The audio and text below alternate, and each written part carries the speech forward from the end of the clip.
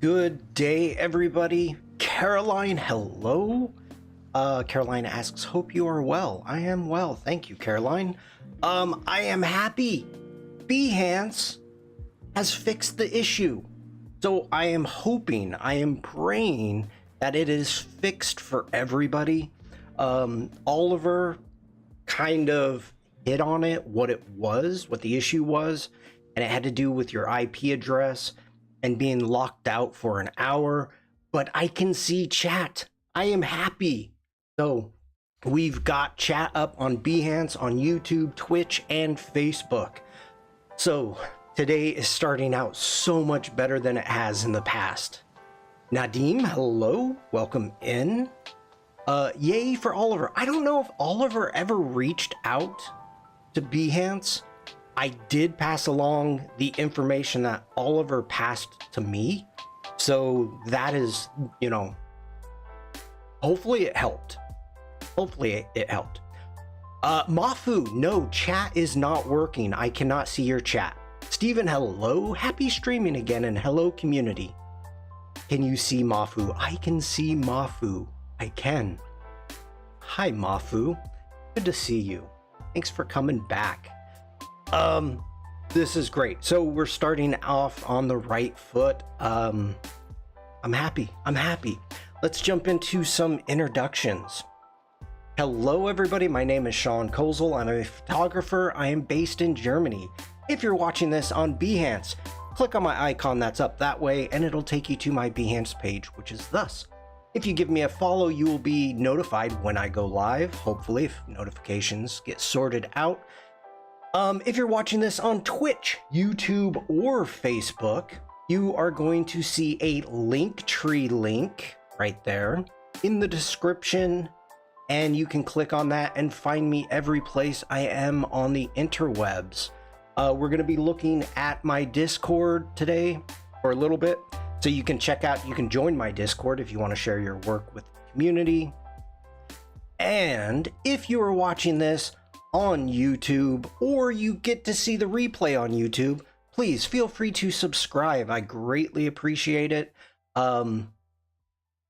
Just numbers, but yeah. Mafu says, phew, I'm so happy I can see you too. Let me know if I should head back to YouTube, please. That's up to you. I am not telling anybody where they should be watching me from. So if you're more comfortable on YouTube, you can watch me on YouTube. I am watching chat. I've got chat on Behance right there, chat on YouTube, and Twitch and Facebook over there. So I can see it everywhere. If you're on Behance, make sure you can check out my past live streams from right there. And if you like what I do, feel free to subscribe, and you can get your own Glen. And or you can buy me a cup of Joe and get a very cool wallpaper. So that's enough about me. Mafu says, I know, but with the can't see chat situation worries me a little. No, it's fixed. Let me show you, Mafu. Dun, dun, dun. I no longer am getting, hold on, wait for it. I need to clear out some of this stuff. I don't even know what that is. I'm no longer getting, oops, wrong keyboard. I'm no longer getting that message.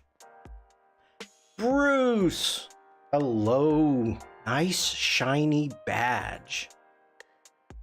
Very, very shiny today, Bruce. You got a little bit of bling going on. For those of you that don't know what I'm talking about, Bruce is my new moderator. Pretty much whenever anybody tries to help me out, let it be shared links or whatever, and over time, they get to be a moderator. So, yeah, you gotta earn it.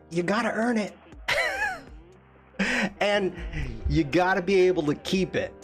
I did have an issue. I'm being very careful who I give moderation to, because for those of you that may or may not remember, a while back, and this was a while ago, I used to just choose somebody in chat to be a mod. And the person that I chose was not a good idea. And unfortunately, the badge stuck. Behance like broke it, and I couldn't unmod a mod.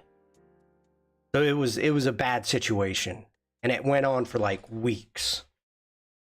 So I am much more careful about who I give mods to. Caroline says, no good for me because I often wander away from the screen. That's okay, Caroline. I have no problem being background noise. No problem whatsoever. I kind of expect that from most people, so I got no issues with that.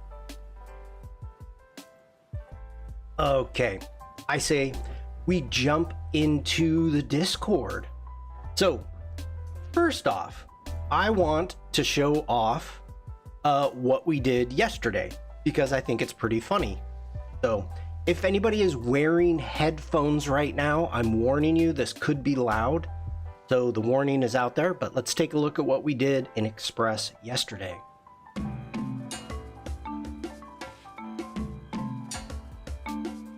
Hello there, I'm the groundskeeper. I show up here after every game and make sure that the grass stays silky smooth. Have a good night.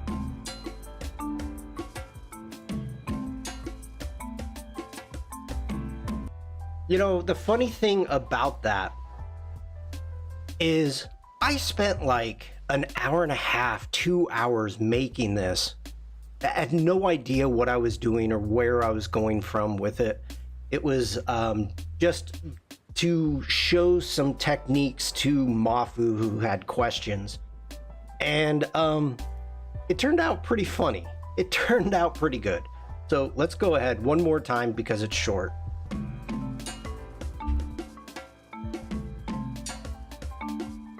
Hello there, I'm the groundskeeper. I show up here after every game and make sure that the grass stays silky smooth. Have a good night.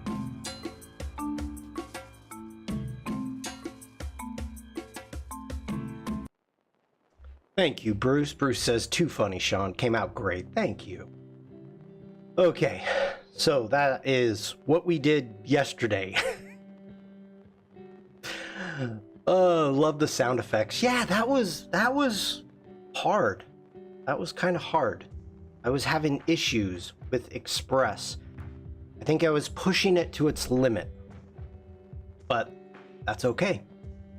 Okay, Penny is not here yet, but we have a post from Penny. It says, remember when Shawn told us a long time ago to just put our random art on Adobe stock? There are some oddly specific icons, filler art I end up rendering for a pet industry for publications they never used again. I put them up every once in a while on Adobe Stock and Friends. It is possible. I made $6 while doing pretty much no additional legwork without uploading them to stock. I only have 16 images.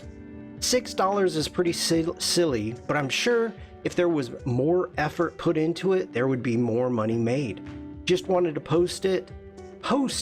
It is indeed possible to put Adobe stock up and profit. So 617, let's jump on over in Penny's stock. And, oh yeah.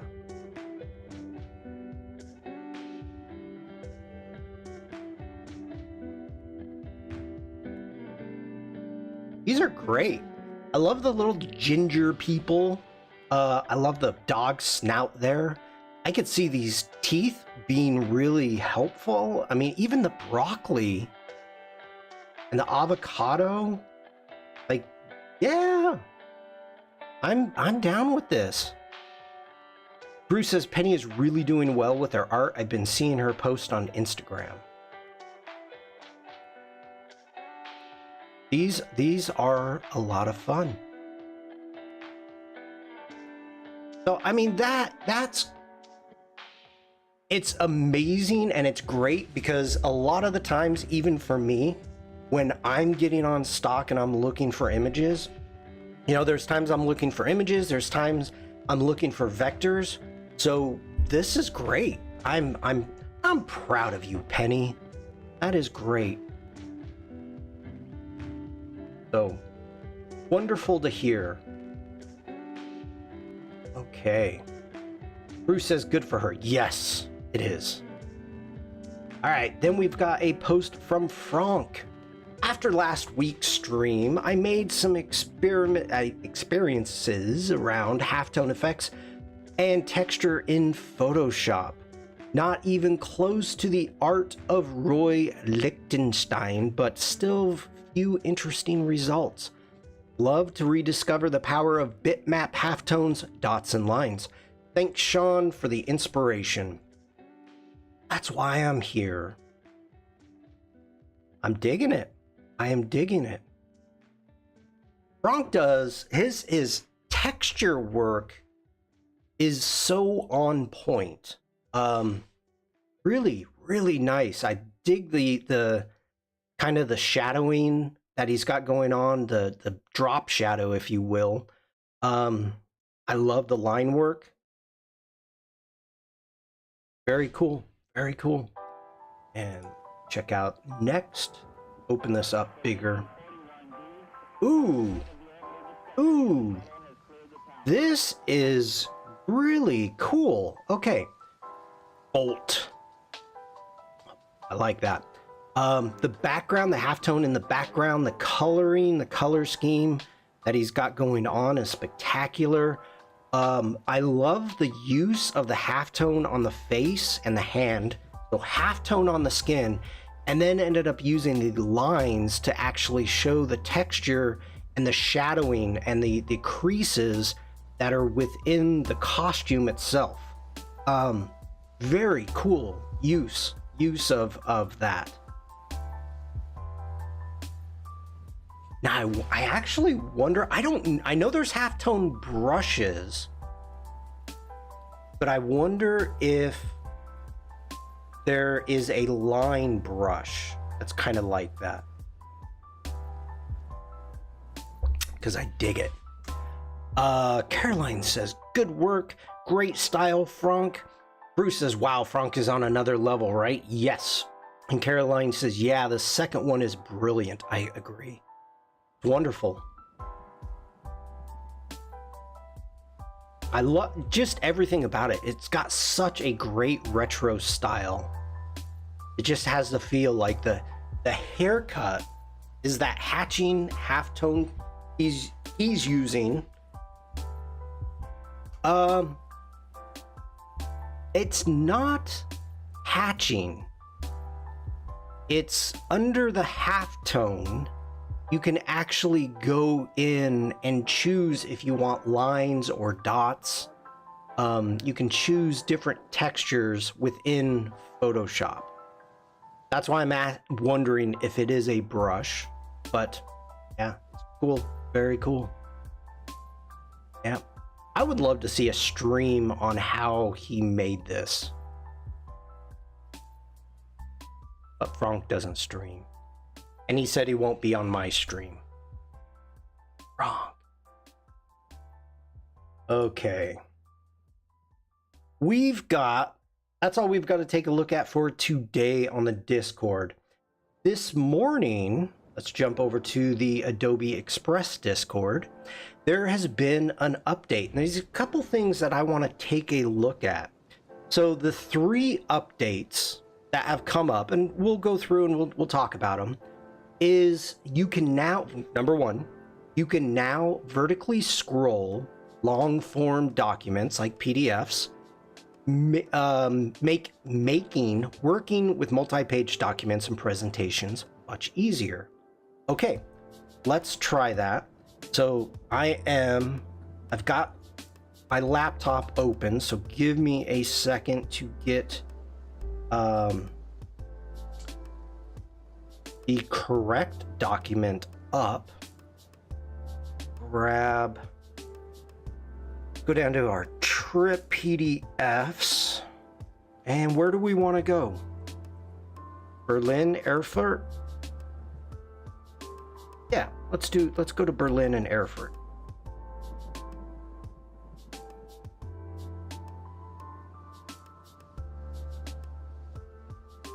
Okay, let's jump over to my laptop. So as of right now, it is converting. I just moved something.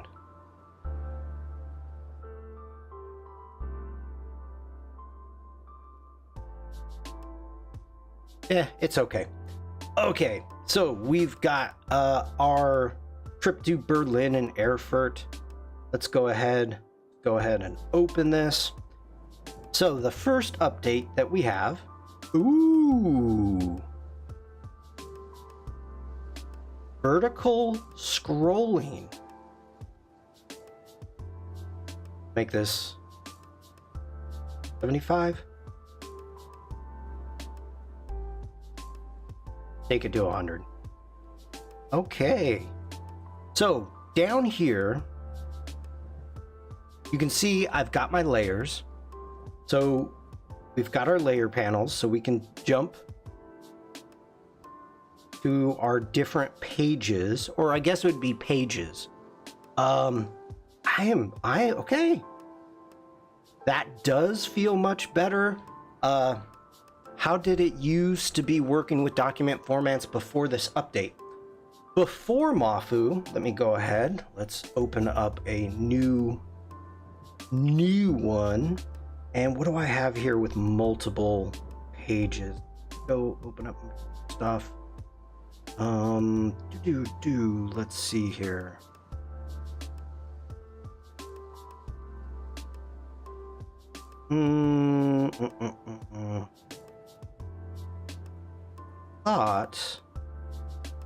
Well, here we go. We can do, this is my stream deck.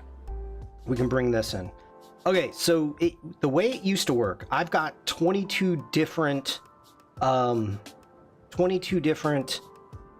pages in this document, right? So if we jump in here, it goes to the side. And so this is the way it used to be when you had multiple pages.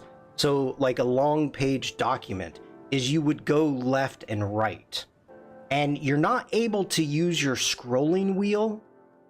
Whereas here, I'm able to scroll using my scroll wheel on my mouse. So it's much easier going between and around documents. So I gotta say, I like that. I like that. That's a good one. Okay. That's the first update that we've got. Let's see. Next is simplify text editing when working across multiple text boxes. You can now link your text boxes together for the copy to neatly flow between them. No more fiddling format. So it became confusing and frustrating before? I don't know. I think it's more, it's more of what the people are used to working with. I don't work a lot with PDFs. So for me, using the left and right arrows were no big deal. But if you had people that are used to working in Acrobat, that are used to working InDesign, they want to be able to scroll up and down. So I think it's more about taking the tools that we have in Adobe Express and being able to make them feel as if they're more connected, or an ease of usage to move from InDesign to Express and things of that nature. I think I can understand how that little change impacts documents now. I think it, like, if you take, like I said, I actually think the person that's going to be the most excited about this within our community is Devlin. Devlin works a lot in InDesign. Clever Devlin also loves Adobe Express and is working more and more in Adobe Express. So now for Devlin, if she's working in a PDF going from, you know, InDesign or whatever, and taking it into Express for whatever reason, it's just going to be muscle memory to be able to scroll that way. So that's kind of what I was hoping for. Like, Devlin will show up eventually. So, and we'll let her know. So the other thing is, like, we know that, or I hope we know, that this is live text now. Okay, so within the PDF, and actually let me show you what I'm doing. Whoops. Okay, so as you can see, Caroline says it makes more sense to me. It does to me too. I don't, like I said, I don't work a ton, but yes, it makes sense. All right, so I just copied this text from over here. So you can see we've got live text, and that is wonderful. So the next thing is to link in your text boxes for copy. So if we take this, and I'm going to hold down the Option key, we're going to make another copy, actually Command Z. We are going to come over here to the text flow. So this is relatively new. I have not played with this yet, so we're going to hit text flow, and you can see right now, okay, boom, we've got this box, this one box. Okay, cool. Let's go ahead. We're going to make a copy of that, and it also has the number 1 next to it. So if I click on the original one, and I'm going to hit the combine flows. So if I click on that, it's saying, okay, do you want to go with this pink box? And you can see, you know, it's pink with the first sentence. And if I click away from that for right now, we have the pink box when I hover over. So I know that one's pink and that one's blue. So let's do that again. Let's combine that. We'll combine it with that one. So now this is number 2. So if I jump into here, and I'm typing away, great. Yeah, Bruce, I haven't played with this yet. Now, as I move, and let's even zoom in a little bit more. Let's go 200. Now, as I increase and decrease the size of these boxes, you can see down here in box 2, the text is flowing from box to box. So we can move these wherever we want, whatever is needed to be done. Get back in here if we want that smaller. Now you can see here it's turned red because it's saying, hey, there's more text. So we're gonna grab that box. We can increase it to make it bigger. So this is really cool. This is like getting into, like, I've never used the flowing text that is in Illustrator. I know that InDesign has it. I haven't used it. So now for this to come into Express, that's pretty impressive. That's pretty impressive that it's able to do that much. It's like portable, but words. Yeah.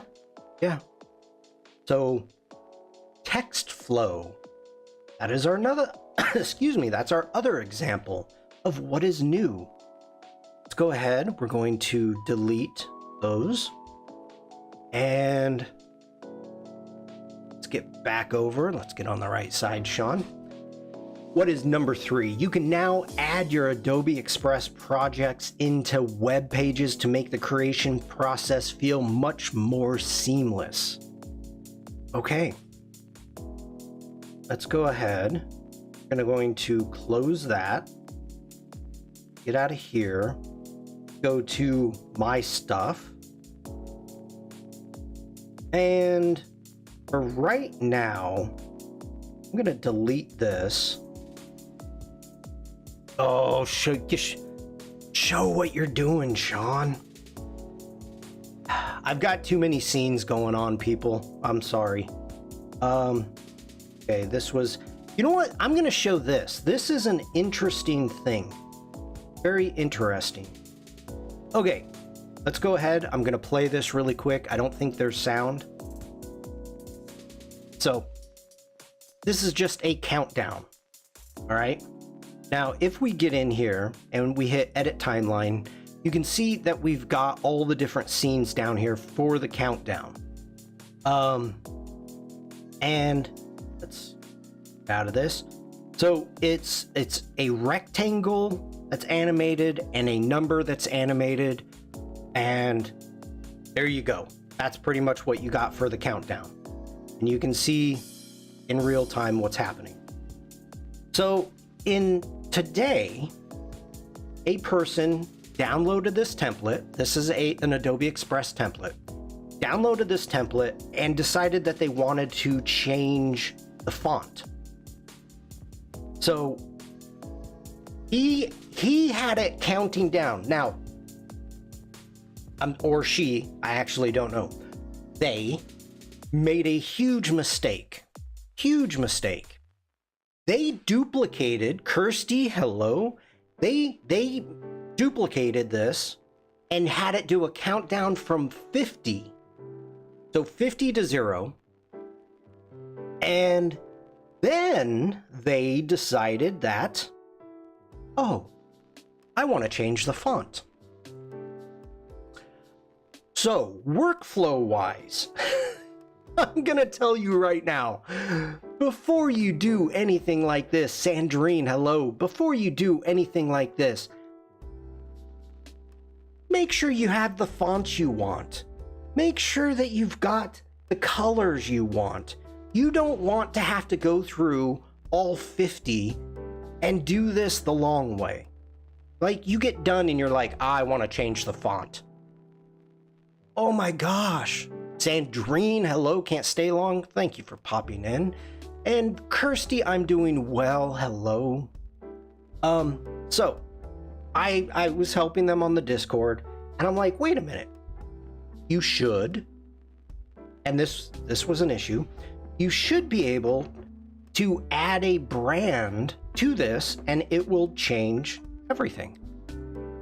So if I come over here and we scroll down here to our brands, let's click on our brands and let's grab the relink. Let's open up the relink. Now, the first thing is up here in the cog wheel, what you want to do is, do you want to apply the colors and the fonts, or just the fonts, or just the colors? So I've got the colors checked off. I've got the fonts on. So as I come through here, let's go ahead, do all, and you can see I've got fonts here. And it's actually, I've already done it. That's here.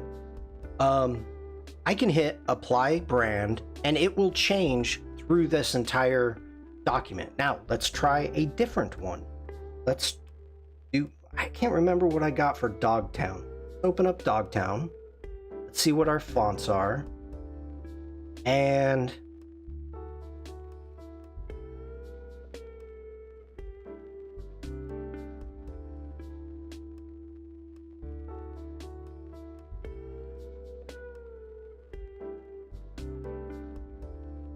okay. Interesting thing here is I need to figure out. Okay, we've got that.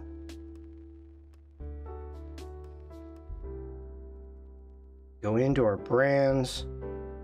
Now, the one thing that I discovered with this is, let's do this a different way, because it's not working and there's a reason why. So let's jump into your stuff again. We are going to go ahead and delete this. And this is something I didn't realize. But coming in, we're going to go to a countdown, and we want templates. We're going to view all, and we come down and let's grab, make sure actually of a movie. And where the heck is it? There's a handful of them on templates.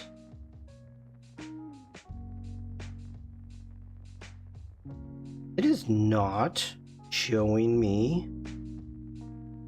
Okay, let's go into style. Nope, not style. You're on the template, not video, if that's what you wanted. No, it is a template though. It's a template, but it is a countdown video. So I am on templates. I just figured you were trying to get my attention, Sandrine. Except for every first letter of the sentence is lowercase. Okay, let's do animated templates. There we go. Okay, that's...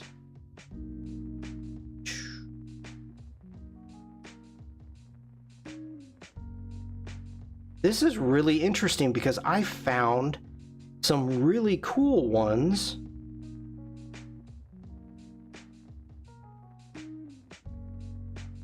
Okay, let's try a video template. Just under templates on... Wow, okay, that is crazy. Let me... Hold on.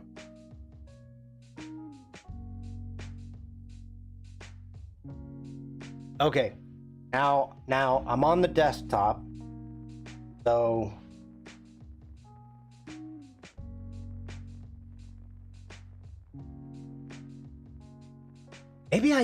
maybe the space screwed it up.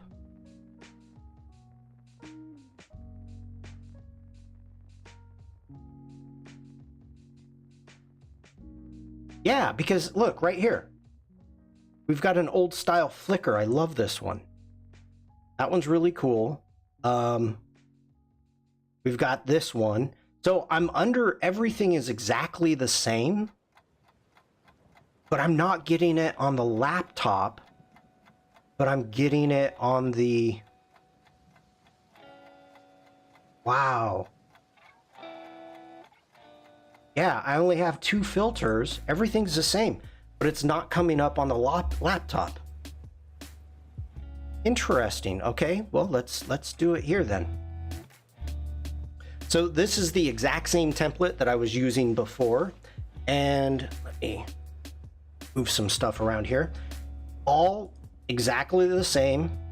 Boom, there you go. Now the interesting thing here that I discovered is once you go in and you apply a brand, you can't apply another brand to it. We are currently loading your brands. Okay, that's fine.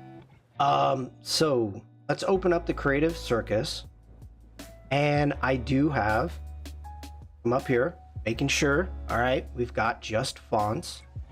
And if I hit apply brand, come on. Okay, grab something totally different. Adobe handwriting. There we go. Now, as you can see, that's really weird. The fact. So this is kind of not working right. But as you can see, we went from, well, I don't want to do the back, but you can see what we've got going on. Now, with these frames, I still need to come into each one and go in and align it. If I want to increase, the size of it, I need to do that. Go back in, align, and go in and do that. But I was able to actually come in and change all these fonts by using a brand. Now the issue is, if we come back here, let's get back in, grab our brands again, grab a different one, grab Dogtown, and I can't apply a brand on top of another brand. So it's kind of gets weird. Like, and how do, you know, it works, but it doesn't work for this scenario. So the person had 50 scenes and needed to change all the fonts. You know you've made it when you're getting spammed on Twitch.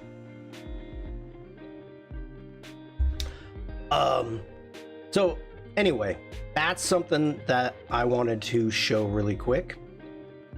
And let's go ahead, let's get out of that. Let's come back into your stuff. Now, I wish that I could search by web page. That would be cool. If you could actually search your stuff, because it has been forever. So let's just start one. We're just gonna start one. We're gonna come up here. We're gonna type in web page, and we've got our web page right there. So let's start that. Now, one thing that has been added recently is that you can actually start with a template. So we can get started with a web page template. Let's look at events. And this one, we're gonna select this one. It looks grainy. It's like a little bit of a texture on it. Like it.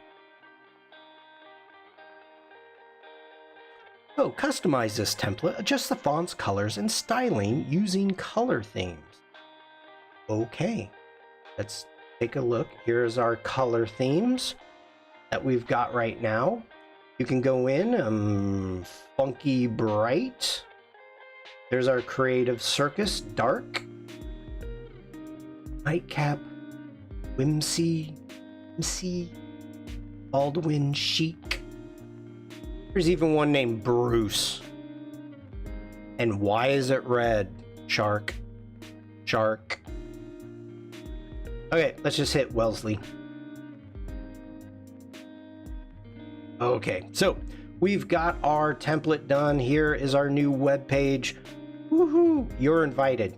We can come in here. What has been added is your stuff. This tab right here has been added. So we can click on that. I think I clicked on that. Click on your stuff. Now, here are my projects that I've done most recently. Videos are not allowed yet. But within this project, there are, you can see down here, we've got 2 pages. So if I select both of these pages, I can add it as a photo grid, or I can just do one and add it as a image. So everything else within the web page is the same, but now you're able to actually get in and access right away. You're able to get in right away. Alt text. What would the alt text for this be? Crazy man telling about 300 dreams. How's that for alt text? Okay, so we've got our alt text, we've got our invite. There you go.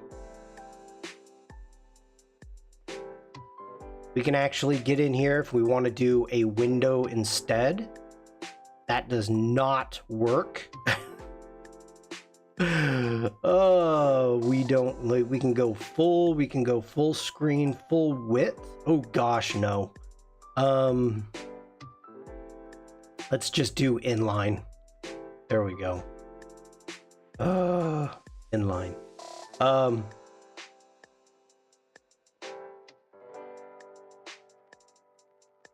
And then, oh, you can open the file. So nice. So if you've got something that you've created and you want to, you need to change it a little bit, you can actually open it up, open the project up, update it within Adobe Express and move on, or Photoshop or Illustrator. So that is all brand new. Okay. Yeah. So a lot of new things are coming. That was all, what, 3 hours ago? Updated 3 hours ago by Andy. So very cool. Very cool. Okay. Today, I want to just kind of go over that stuff, whatever's, you know, whenever anything new comes out, I'd like to pass it along to the community. And I will continue doing that. Rest of the day, I think I'm going to be just editing some photos in Lightroom Classic, and we'll see how it goes. Now, of course, if you've got any questions, if you've got any tangents, I am more than happy to talk about them, show them off, anything like that, and get at it. Express is getting pretty robust. You know, it's not...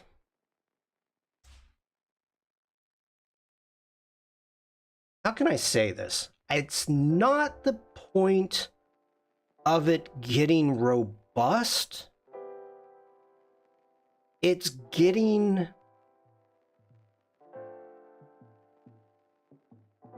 very versatile. Frank, hello. Frank, we took a look at your work. So if you want to hear how chat and myself oohed and awed over your work, you can watch the replay. I'm not going to do it again. But we loved it. Chat is working. It was quite nice. Lindsay with Behance, I gotta say thank you. Thank you for your patience. She contacted me yesterday, last night for me, and was like, hey, you know, asked me some questions. I sent her some information, and she's like, okay, it should work. The team figured it out. So, you know, for her to let me know that they fixed it, very cool, and that makes me happy. Yeah, so the thing, Bruce, by calling it robust, I wouldn't get to the extent of calling it robust. You know, Illustrator is robust. Devlin, hello. Not robust, versatile. Nah, robust and versatile, but also plump. Hi, Devlin. We were talking about you. I don't have that open. Devlin, I think this might excite you if you haven't already heard. Let's jump over into Express. But link text boxes for flow. Text flowing is now in Adobe Express. Hi, Umacorn. As soon as I saw that, I was like, ooh, Devlin's gonna like that. Devlin's gonna be happy for that. So, if you would like to see the replay of me testing it out, you can always check out the replay. I've already gone over it, but I think you know what it is. Oh, by the way, just for anybody new here, anybody popping in, I will not be streaming on Thursday on my normal stream. I will be streaming from Munich on Adobe Live. It's going to be another like 8 hours of streams, so make sure to check that out. There's something weird. Let me bring this up. And I don't know why they don't do this. Okay. I'm on Adobe Live, behance.net/live right there. And that's the normal page. If I do a /DE and we jump over into the German page, you will see that we've got the German lives. The last live in German was March 26th. That is not true. Okay? So, like this Thursday, there might be a German stream starting, I think, at 2 maybe CEST time. If you jump over, check this out. 2 lives. There we go. Side there. You will see we've got from 3 weeks ago. So the German streams are being streamed on YouTube, not on Behance. I don't know why they're not doing both, but if you're interested in the German stream, this is where you would get it. It's the, I'll throw this in chat. Don't know if there's any German speakers.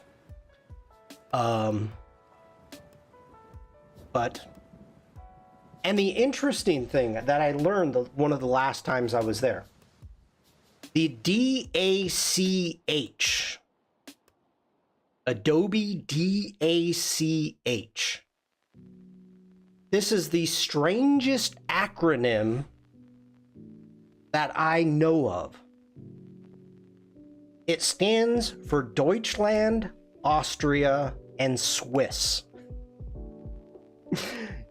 D for Deutschland, A, Austria. So you have Deutschland, which is German, Austria, which is English, the English name, and then CH for Switzerland, which is the like license plate icon for CH. That's how Switzerland is. Adobe French does the same. They stream only on YouTube. Weird knowing Behance is an Adobe product. The thing, Franck, it's still Adobe French, which I have down here above my head, someplace here. But it's not the same as it used to be. Like, you know how there's like no more UK streams? France has kind of done the same thing, but they've taken it upon themselves to do that. And I don't know if it's Franck and Alex. I don't know who's running it, but it's no longer like a UK stream, a French stream, a German stream. It's no longer like that, like it used to be. So it's, for what we see on Behance, that's, you know, from the Europe side, that's all from Munich now. So I don't fully understand what the French Adobe is doing. Franck used to do, Franck still does. Adobe France, boom. Franck still does it. If we go into live, right here, 3 weeks ago, you know, and then they were doing quite a bit Like, he was streaming, Frank was streaming a lot. A lot. Yeah, that's Frank, like that, Umacorn. With a K. Yeah, he was streaming a couple times a week, and I was popping in and checking him out. Spider-Verse stream Frank Payne did a while ago is a must-see. Yeah. So I mean, it's I pop in, you know, Frank does all of them. So yeah. If you speak English, that's okay. It was in English. Oh, where is it? Spider-Verse.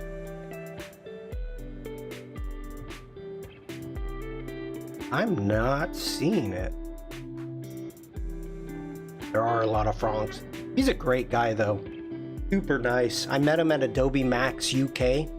Not this past one, but the one before. So a year and a half ago, whatever it was, a year ago. It was the first one when you went to the home page.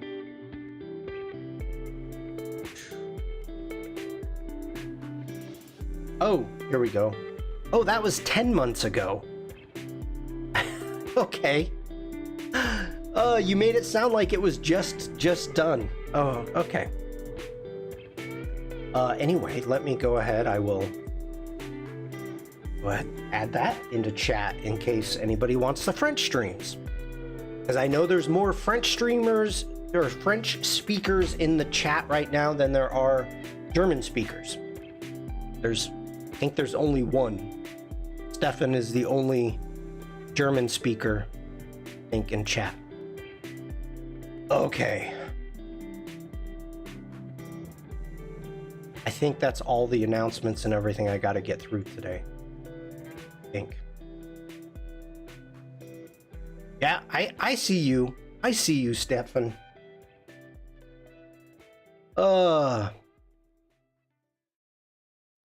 Okay, let's jump over to the other side. I do not have an exact plan of what it is that I want to edit today. Everything that I needed to edit and get into Adobe stock has been edited. This is more of, I just want to kind of hang out today. Take it easy. So we're jumping into Lightroom Classic.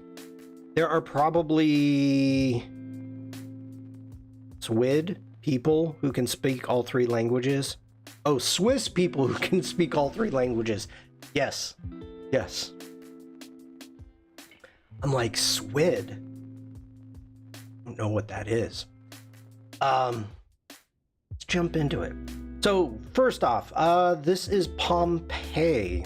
And one of the reasons that I grabbed this is I want to eliminate some people. Squid people. Squid people. All right. Pompeii was so cool.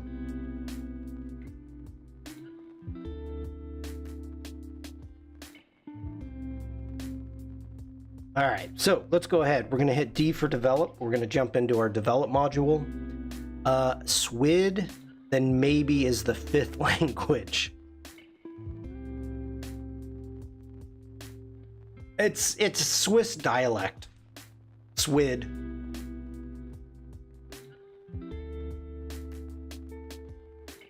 Swiss with a bad cold. Okay. This has not been edited. It doesn't need a lot, but we're going to go ahead. We're going to hit the auto. That just opened up some of the shadows, which I like. I'm happy with that. But the big thing is we need to remove these distractions. So again, we're going to come up here. We're going to go to use my mouse. Come on. We're going to come up here to the erase tool. And we are going to grab our erase tool. And right now, we do not want the generative AI on. We want it off. We're going to give the erase tool a chance. to see how it does to begin with. So let's go ahead and make our brush a little smaller.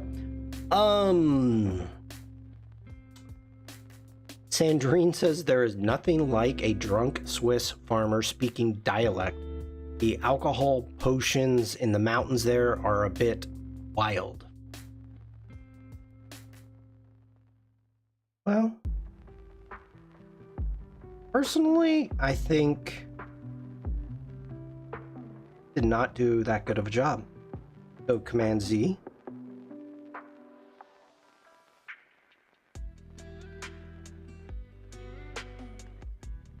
Did not do a good job. Okay, let's turn on generative AI.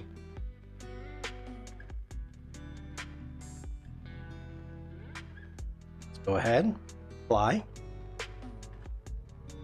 My German gets much better at wine festivals, I would say.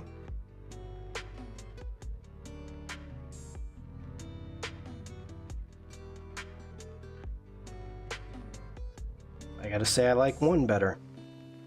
So, go ahead and close that. And one guy down. All right. Now, this is pretty complicated on the sense of with the bricks and everything else. So I think that might be the reason why just the remove tool is not doing a good job. Yeah, 5.6% more confidence, 12% if it's wine. Steven says, would say the mountains themselves are a bit wild. Who can stay normal living there?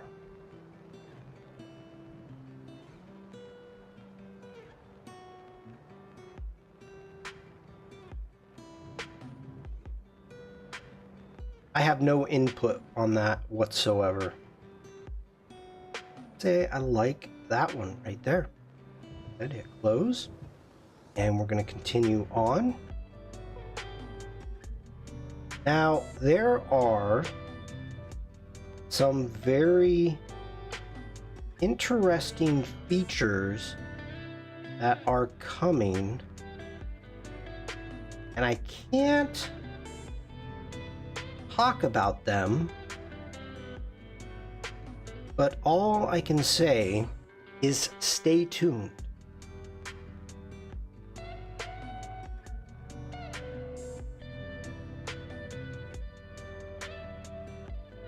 Now, how did we get down this? Sandrine says, well, you end up with your own dialect and abuse the potions. Then you speak to the cows and dress them up with colorful pom-poms out of boredom. I'm kidding, of course.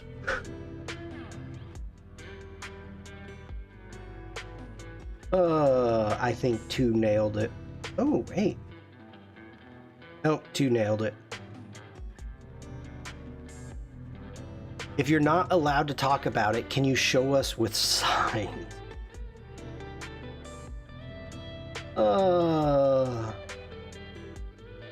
I just do not want to make any, like, Swiss farmers angry. I don't want, that's just kind of a rule of mine. Just a rule.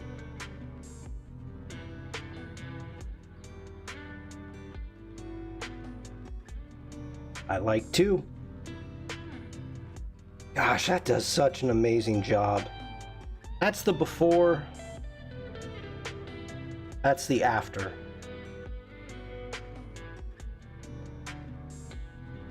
The French have a lot of jokes about Swiss, as I assume they have lots about French. Why? Do you not get along? Like, I don't understand why.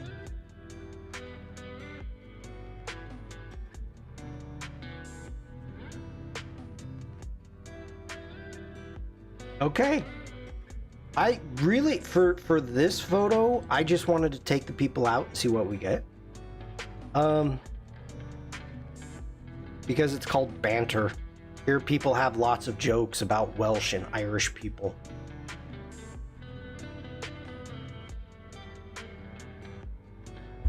You know what? I'm feeling left out here. I'm feeling absolutely left out. Nobody has said that they have jokes about Americans. Feeling left out, people. Wow.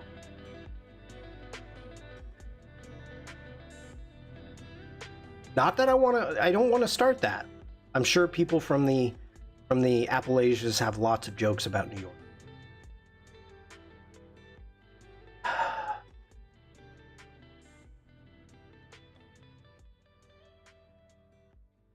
Bruce. Yeah. Hey, Sandrine, you better be careful because you can talk like generically, but you just can't throw around that New Yorkers. Like, Bruce and I are from New York, but we're not from the same place. Okay? I guarantee it. Bruce is from the city. Or actually, I don't know where. You talking to me? If I don't know if Bruce is from the city, but I am from upstate. Buffalo versus Manhattan. Yeah, that's pretty much what we're talking about. Yeah. Pretty close. Pretty close. Do they have jokes about each other? Not that I'm aware of. Not that I know. Okay. So the funniest thing, and I know I've told this story before. A half hour from the city. Hey, that's better. What was I? Like 4 hours from the city? So everybody knows I'm from New York originally. I had to lose my upstate New York accent, Rochester accent. And when I turned, I think I was 21. I came back to New York, visited my cousin, and she brought her friends, and so we were out having drinks. And she had a friend from Boston, a friend from New York City, and then my cousin being from Rochester. And at this point, I spent decades, a decade, trying to get rid of my accent. And sitting there at the bar listening to those three girls talk, or women, I couldn't understand a darn word any of them were saying. They all three sounded completely different. It was hilarious. Everyone is trying to leave the city these days, so I hear. Okay. See what we've got here. Still in Pompeii. And by the way, these are molds. They are, how can I say this? Where somebody was caught in the mudslide within the ash. Metal, hello? Or Metal? Thank you for jumping in. Is that Bangladesh? BD? I don't know the flag. BD, Bangladesh, I'm guessing? Welcome in. Let me know if it's Bangladesh. So they found, when they were excavating Pompeii, they found little openings. Hello? Una, I'm gonna try to get your name right, and Prince Will. I'm gonna call you Prince Will. Hello from YouTube, welcome in. They found these cavities in which at one point in time there was somebody that was caught from the eruption, and so they filled them with concrete some type of concrete and actually created molds of the people that were caught in the eruption. So, Sandrine says, fun fact about me, if I may, I subconsciously pick up other people's accents when I talk to them.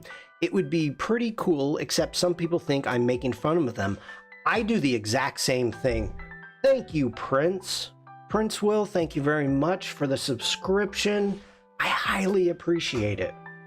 Caught up in the volcano eruption while in the toilet. That's bad luck. I actually don't know about that, Sandrine. I don't know. But anyway, I do the same thing, Sandrine, and it's tough. It's tough to break. So I understand it. Let's get rid of some people. Let's hit D for develop. Let's go ahead. Let's jump in. Let's just do an auto. We'll open up some of the colors, and I'm digging what we got going. Now we've got a bunch of people to get rid of. Lots. Let's get rid of them all. All of these distractions.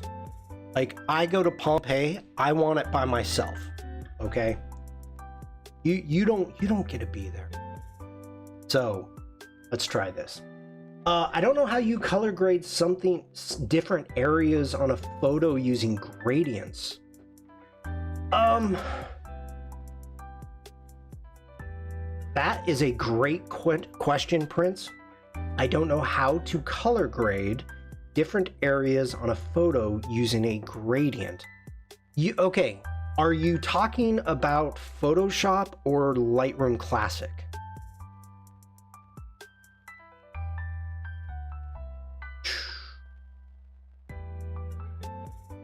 Because we're talking about two different things. Let's get rid of some people.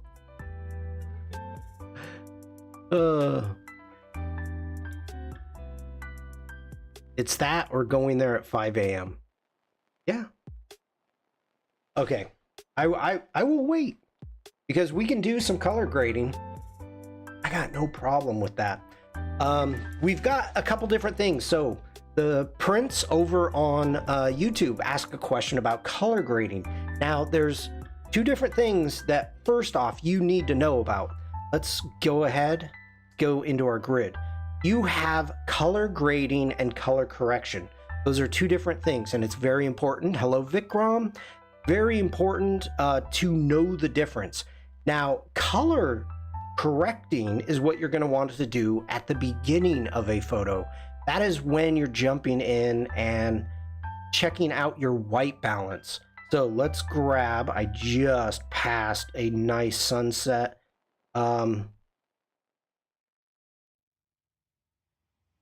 Where did we just go? What? Why am I in Iowa now? Okay, here, we're back in Italy. Okay, here we go. So we have, let me go ahead and hit, this was taken, this is a sunset. Yeah, Vikram, Lindsay ended up contacting me last night and let me know that issue is fixed. This is a sunset. So first off, hitting Command D, not Command D, D to get into the develop module, and within our basic panel, this is going to bother me. I got to take care of this. Let me go ahead, make sure that our sea horizon, ocean horizon is straight. There we go. Now I'm happy. So first off, we need to take care of the color correction. Now, I don't want to go too much in the color correction, but I know that these have to be white. No, this is not a drone shot. This is shot from the balcony of the hotel that I was at. So we come over here. Now, I'm going to show something. This is only in Lightroom Classic. So very cool. We have our navigator panel over here. So as I come through and I start moving our white balance, you can see the color up above my head, up there, the color of that changes. So it's giving me a preview of what I'm going to choose. So this is difficult to see, but at the very bottom, I am giving an RGB value percentages, and Sandrine, have a great day. I am looking for either something that is neutral, a neutral gray, or a black, or something I know that's white. So I could come over here and let's see, I have a red as 11.9, I have a green at a 12, I have a blue at a 13. That's pretty close. Let's come over here.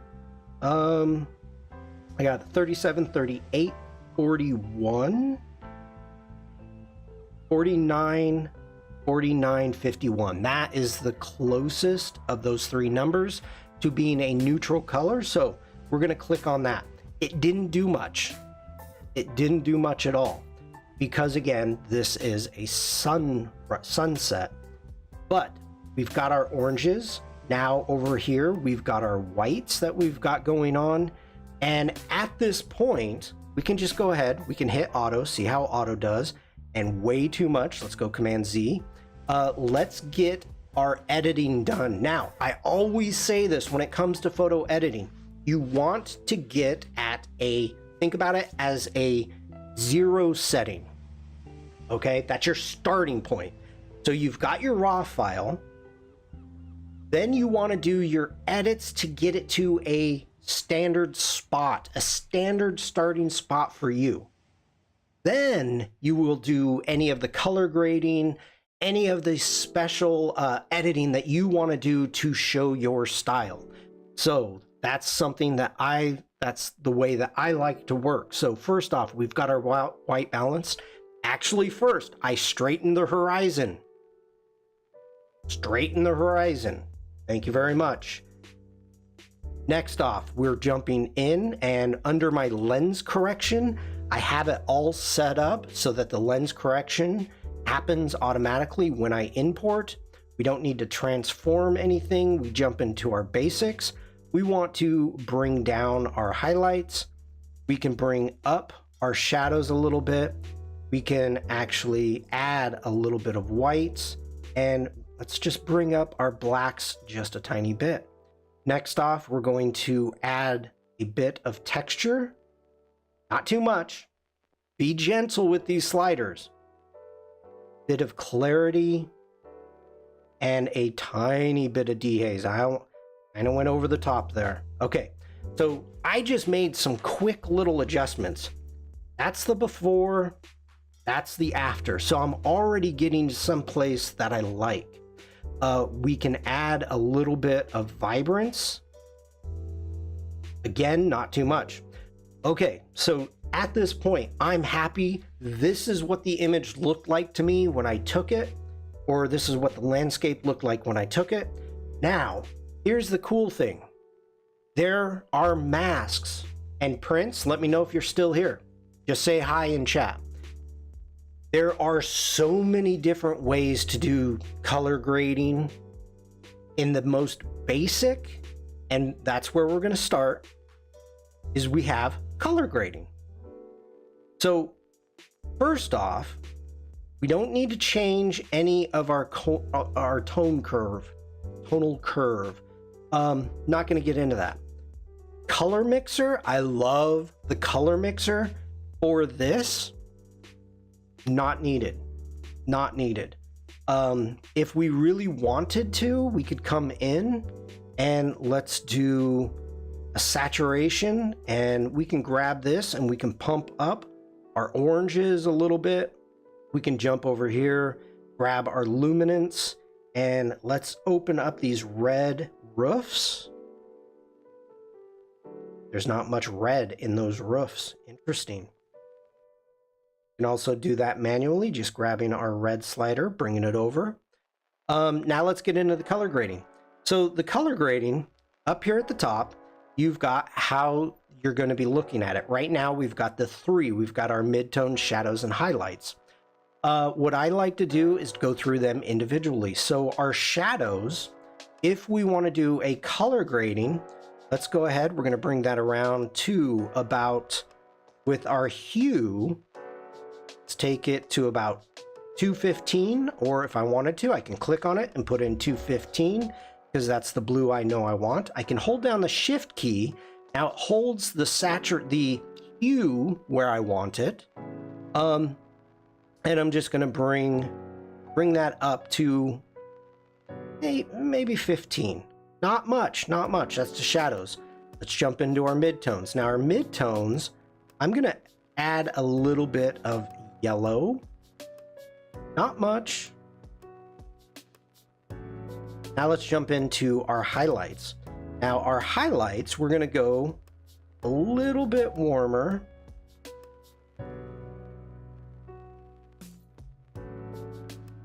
Go about right there. Now, turning that off and on, you can, again, you're trying to keep it a little bit subtle. You don't want to go over the top. What if the houses were also lit? It's the middle of the day. Why would they be lit? It's like 5 p.m. You wouldn't... You're wasting electricity. Turn those lights off. Okay, so that is a way to do color grading. Now the question was how to do color grading in different areas of the photo.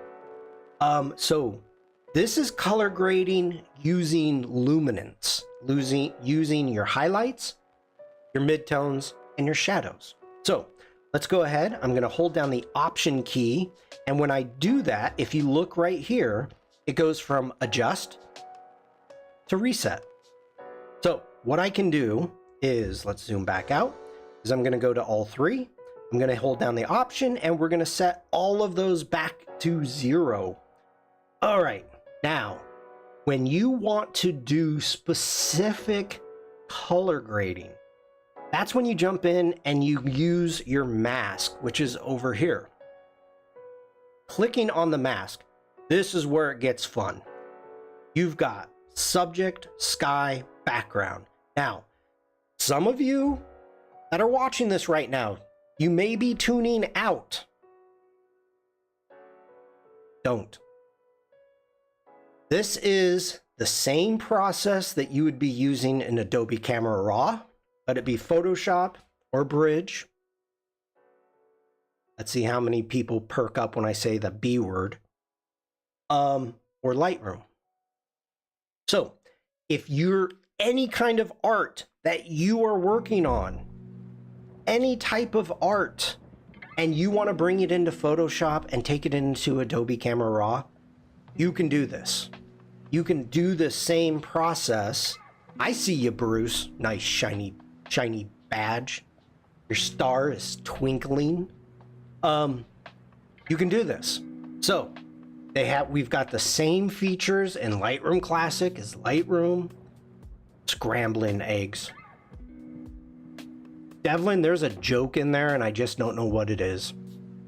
So if I go ahead and I select sky, it's going to create the AI Sensei is going to be creating an automatic sky. And I can actually, we've got the show overlay. That's the red part right there. So I'm totally happy about it. And here you can even see the mask that Lightroom has made. And thank you very much.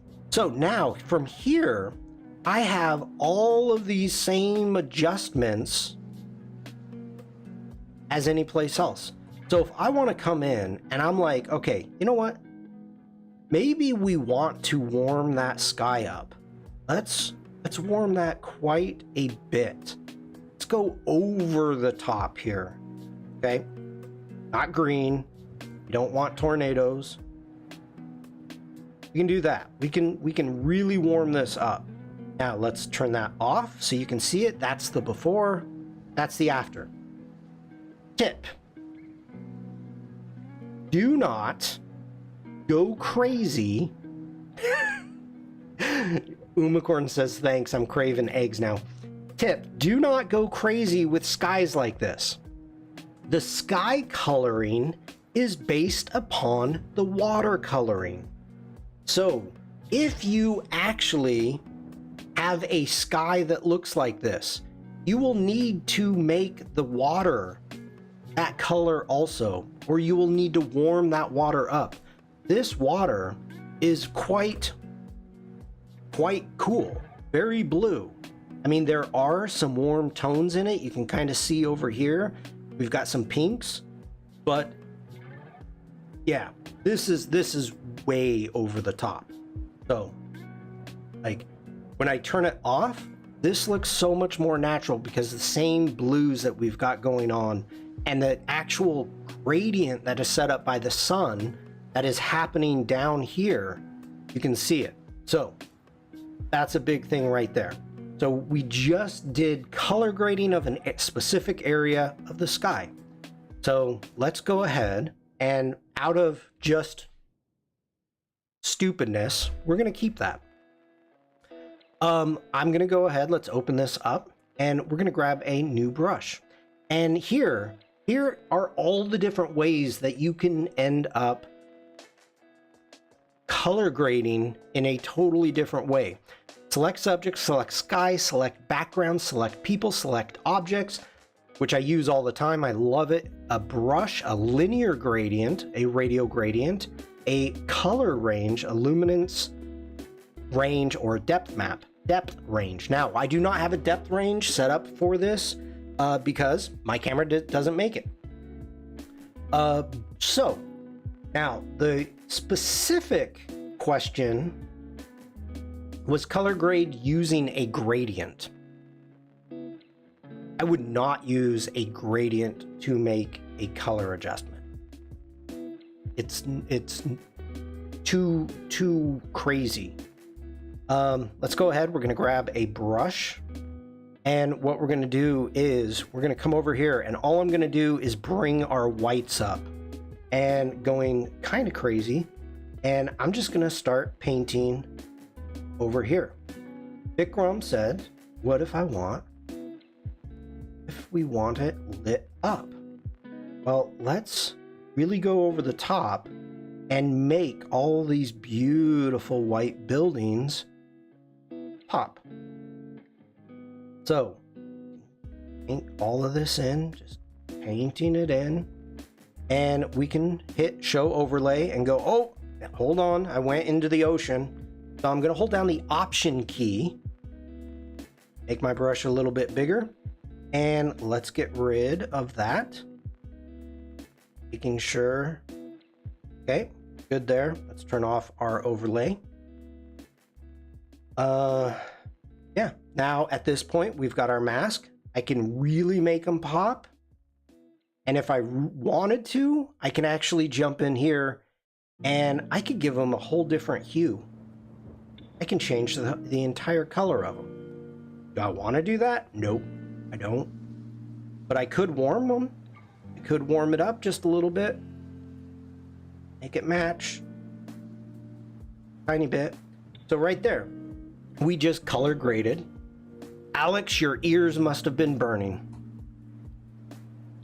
We were talking about you.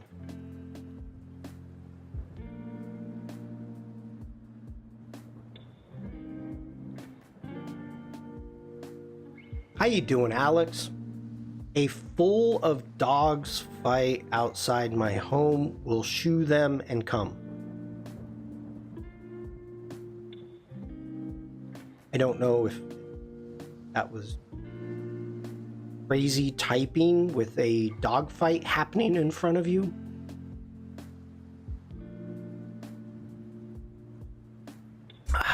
Okay, so we have that. I'm good. Let's go ahead and we're gonna make another mask, and we are going to do, let's do, I think the greens are going to be too difficult. Let's do a luminance, and let's do that luminance right there. Okay, so from here, as you look up here to see what it is that you selected. Okay, so our range over here, go ahead, let's bring that down. And I'm trying to kind of make sure that I select just the trees. Okay, now I'm gonna come over here. I'm gonna hit subtract. So we're gonna hit the subtract button. Let's go ahead, do a subtraction brush. And I want all of this not part of this mask. So we are gonna paint all of this out. Don't want anything on this hill to be affected.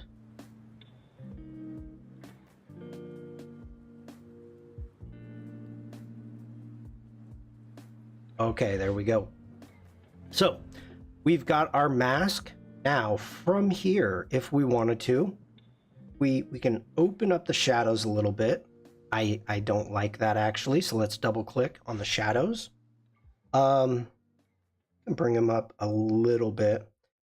We can come down to our clarity. We're going to add a bit of clarity, add a little bit more texture. Now we're going to add a little bit more green.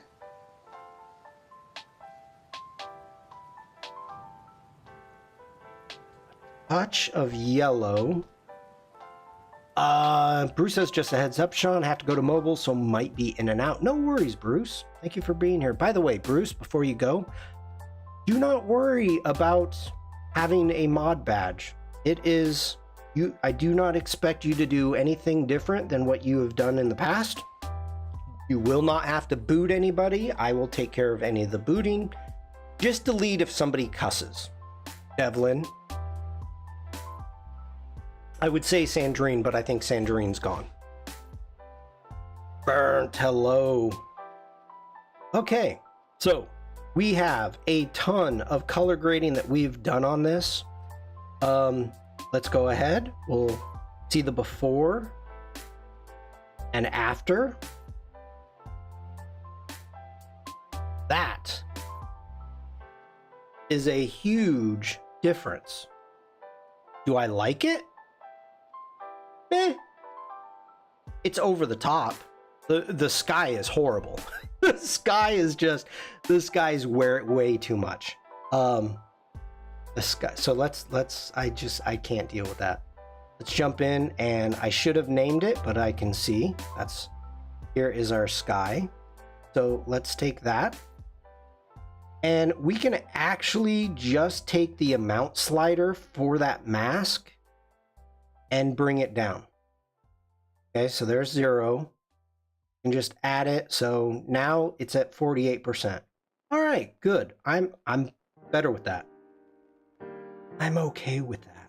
So the before, after. There we go.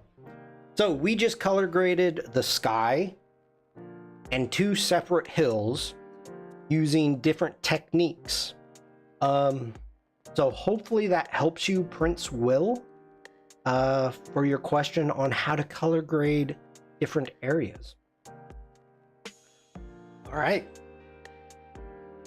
Hitting G for grid.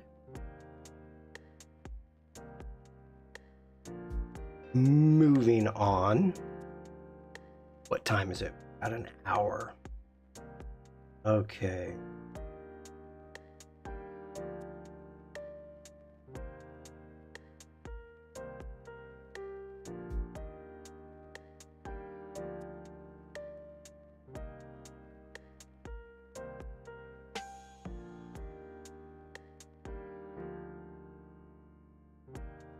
This is, by the way, for anybody that could be interested, this is Positano. Bruce, hello. Hello over on YouTube. Let me see what I can get out of this. Person turquoise waving.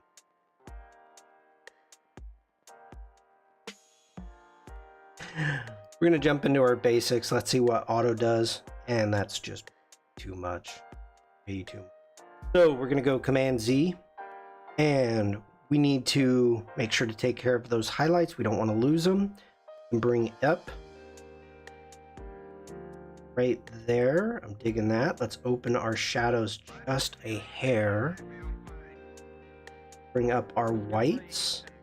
Gonna make that pathway pop a little bit. And open up our blacks just a tiny bit. Going over to our clarity, a tiny bit of clarity, some texture, and adding some vibrance. I don't even know if I like this photo. We have a person. We have a person. What the heck is this person doing there?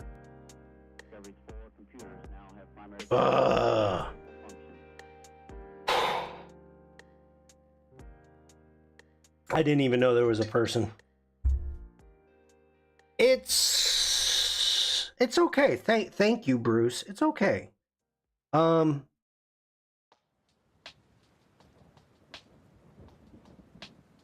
Quite noisy.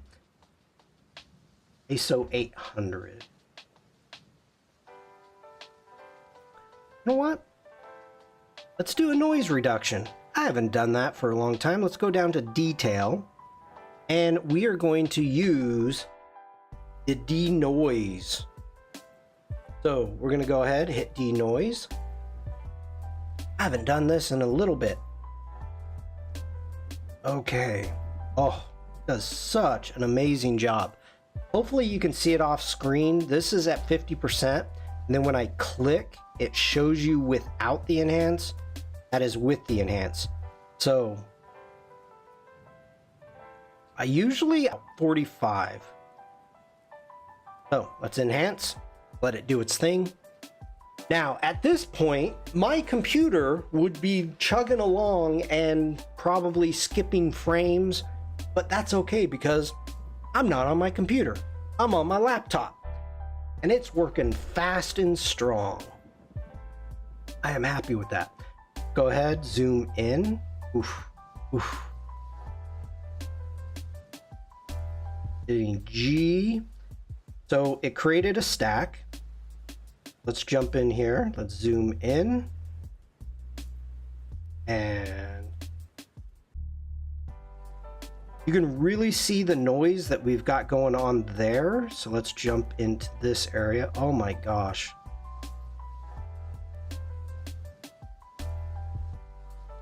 Wow. Wow. Wow. Wow. I hope you can see that. I really do. I'm actually not worried about this person being in the shot having just a bit of life. I'm gonna call that good because we can't actually see the person's face. We don't know who it is. Vikram, welcome back. Did you shoo the dogs or did you get bit? I hope you did not get bit. That would not be good.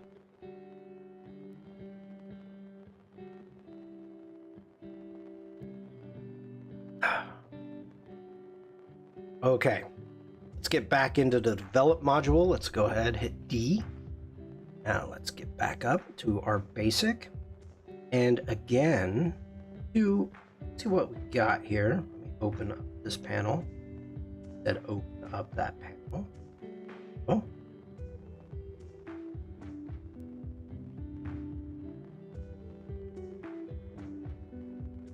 Wow, that made everything blue.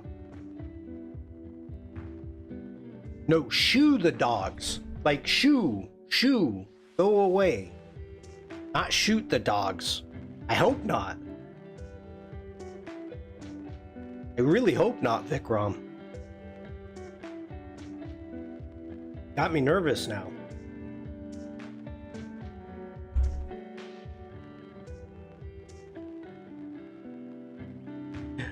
Oh my gosh, Umacorn.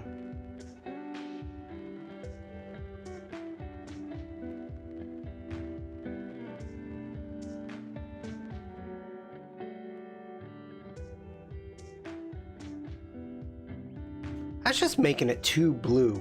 We're gonna leave it very warm. Okay.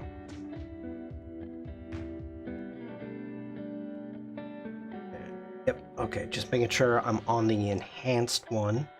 Let's jump in here, add a little bit more clarity. I don't think this needs really anything else.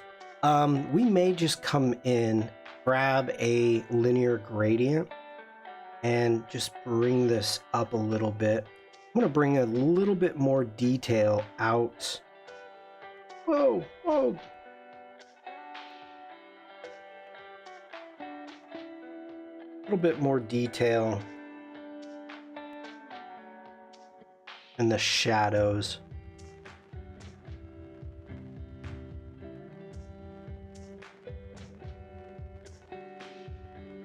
I like that.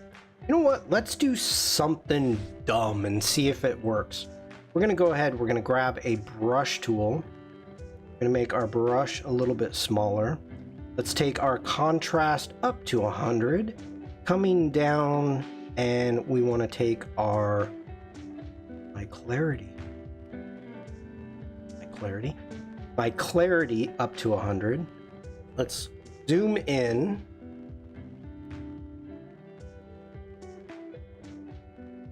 This might not work, but I was hoping.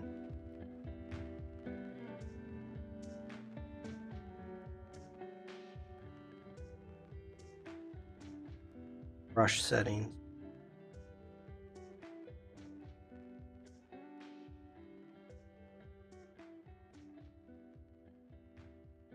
There we go. Okay.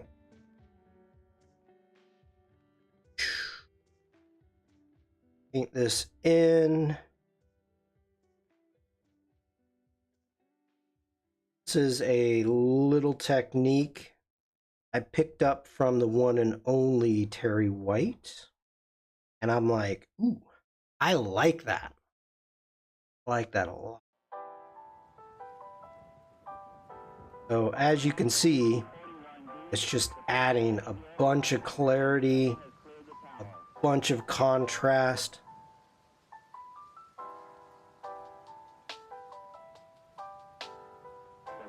Computers now have primary control of critical vehicle functions.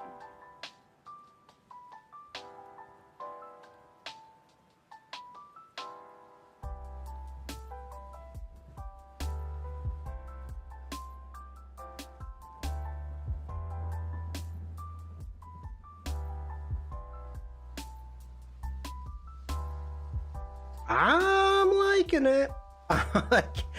I can't lie. I like what we got going on here. That is really making it pop.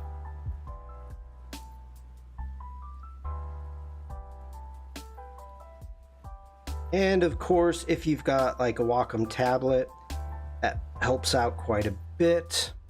My Wacom is not have it set up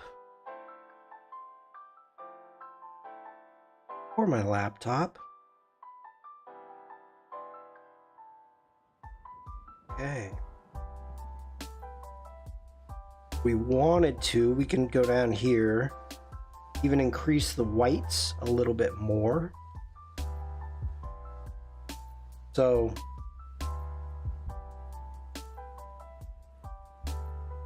I don't like what we've got going on up here. So let's go ahead. Let's make our brush bigger. I'm gonna hold down the option and we're just gonna paint that away.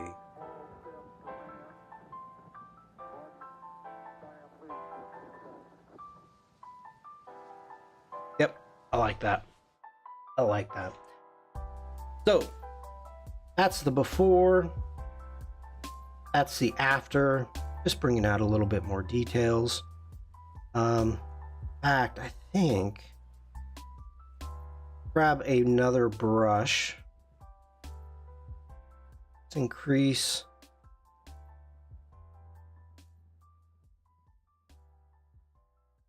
that. Open those shadows up a little bit.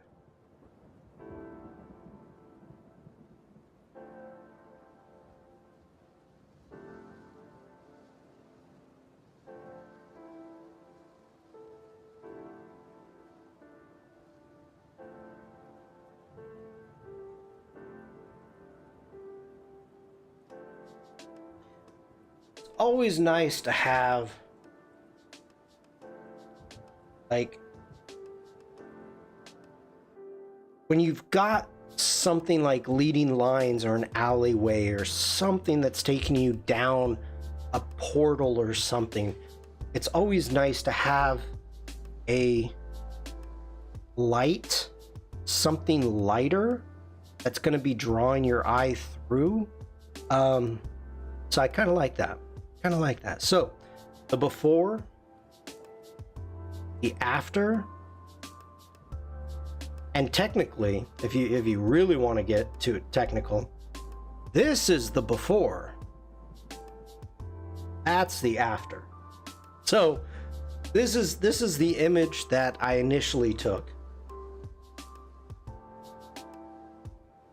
And that's the after. So I know I say this a lot. Shoot raw. To go from that to that, you're not going to get it with a JPEG. It's not going to look good. I can tell you that right now. Shoot raw. If you have the opportunity, shoot raw. There is no reason not to shoot raw. Shoot raw.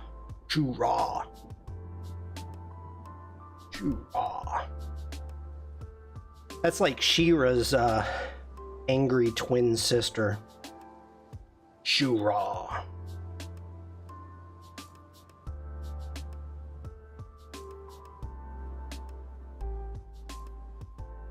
I did work on that one.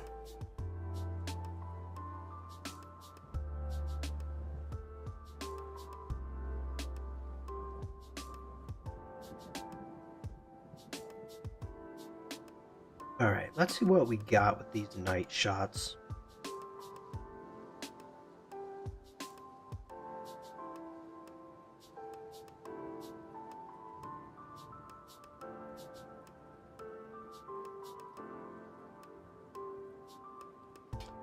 Barbara, good morning.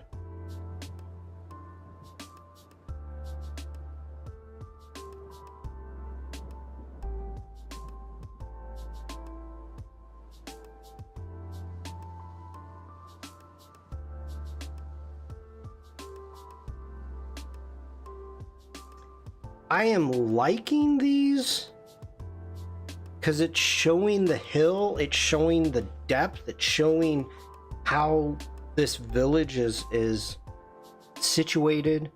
Oh,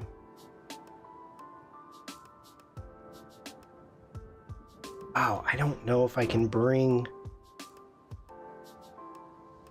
more out of this.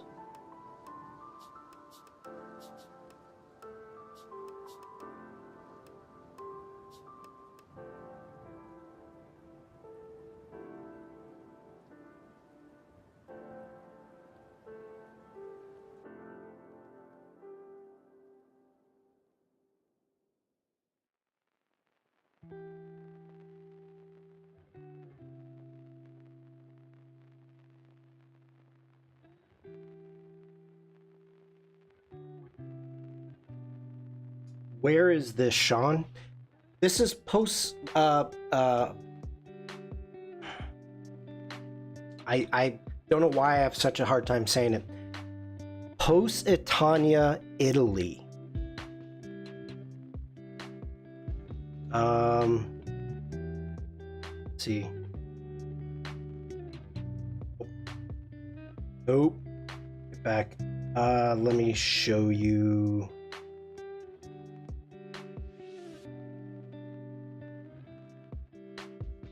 So this, okay. The photo, the night photo is taken like on the other side of down at the beach level, looking up. Zusan, hello? I hope I pronounced your name right. Welcome in. Good to see you.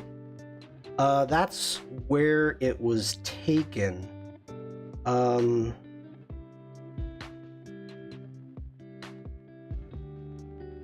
It's the region is known for the hillside villages. Oregon. Oregon. That's not known for its side. Here we go. This is what it looks like. It's absolutely just stunning and gorgeous.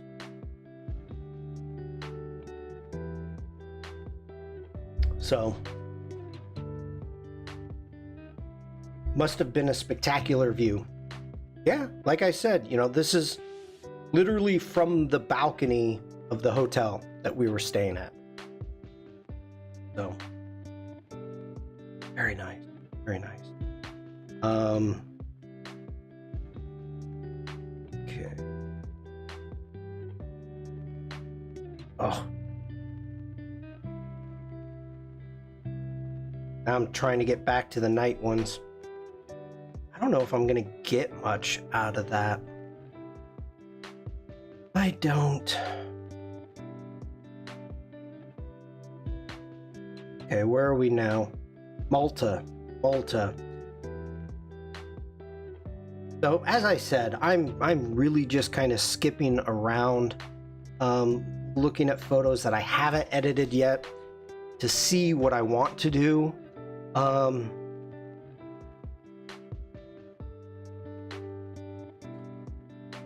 These people need to be removed.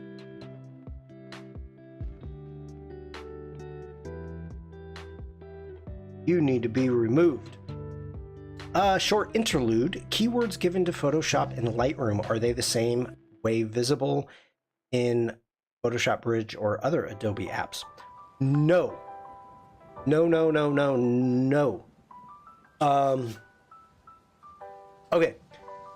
Lightroom does not put the keywords within the metadata. Okay, so Lightroom uses like Adobe Sensei, that if you put in the ocean and you're searching for something, so it will try to figure out what an ocean is and bring up a bunch of ocean shots. So you cannot take from Lightroom, like, let me hit G for grid. Should be able to see it. Scroll down. Over here, next to my head, you'll see Adobe Stock. Free, hello. So if I click on Adobe Stock, you're going to see all the images that I have submitted to Adobe Stock. And the most recent ones, let's go ahead and scroll down, because I used a new plugin for the keywords. So over here, you can see I've got 2024 architecture, cloud, cloudy, Downpatrick, head, done, Brista, Europe, fence, field, grass, grasslands. Okay, so you can see I've got all those keywords. Now, when I take this into Adobe Stock, those keywords are there. Now, unfortunately, a Lightroom Classic makes the keywords alphabetical. So you have to actually move them around in Adobe Stock to give the most weight to the ones up top. Now, if you've got keywording, which you can have keywording in Lightroom, it not the same. It just does not work the same as it does in Lightroom Classic. So that's one of the main reasons that I'm still working in Lightroom Classic. You know, I can jump over to Lightroom whenever I want, but mainly I am sticking with Lightroom Classic because of the stock. Mainly. Speaking of stock, let's do a quick check here. Let's go here. Okay, so 3 weeks ago, I did a whole stream on stock. What a pity, I really like the UI of Lightroom, but for sorting and working with photos, I'm used to use Bridge.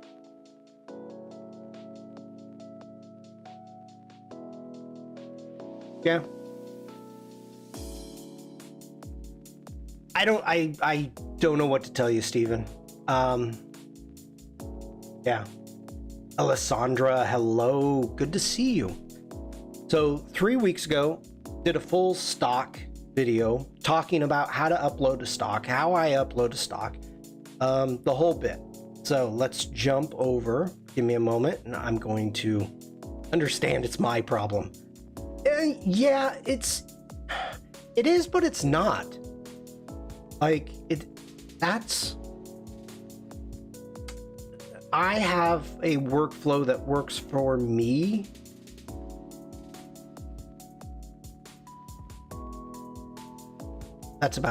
Yeah. Okay, so I have 48 photos that I uploaded 3 weeks ago. Here we go. And as you can see up here at the top, it is still in review. They are saying that moderation can take up to 8 weeks. And the great thing here, not accepted, this photo right here, this sunset, this beautiful sunset photo of a beach with a castle on it and everything, it's too dark. They booted it already. So,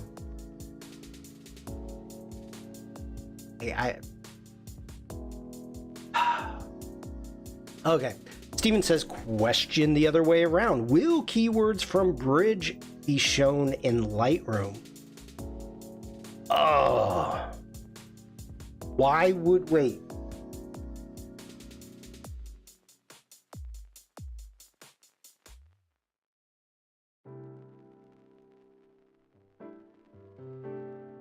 Okay. Steven, two things there. I don't have answers for you because A, I don't use Bridge, and B, I don't use keywords in Lightroom. I sync my images from Lightroom Classic to Lightroom. I don't upload images to Lightroom. So I don't know how the workflow works from Bridge to Lightroom and back again. Like, I'm questioning why? Because Bridge has Adobe Camera Raw, which I'm assuming in Bridge.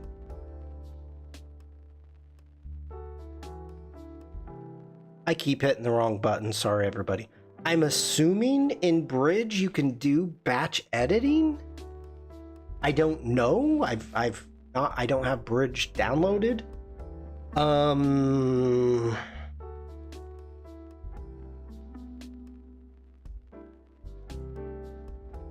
Like, if you have Camera Raw, I can understand going from Bridge to Photoshop, but going from Bridge to Lightroom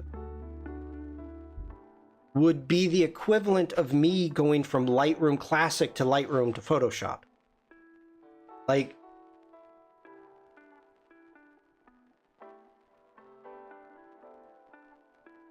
Adobe Camera Raw and Lightroom, same function, same functionality, almost the same UI.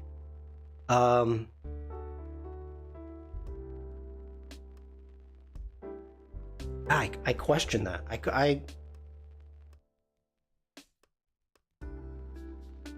I mean, now, if you're going to be working in Lightroom, you might as well just stay in Lightroom because you can do localized saving.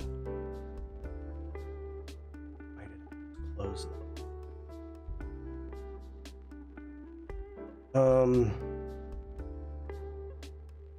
Wow, you're giving me a head scratcher on that one. I really don't know.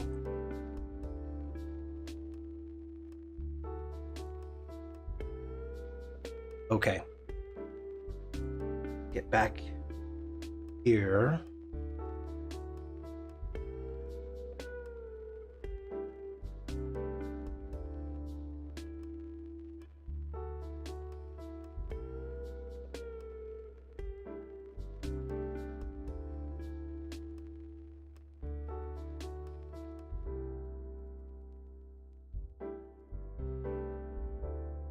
Okay. Where were we? We were in Malta.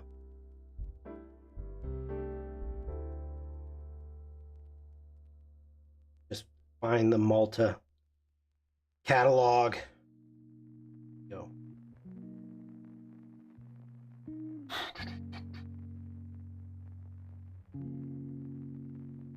Okay, Bruce is saying you have a rule of third for taking night shots. A rule of thumb for taking night shots.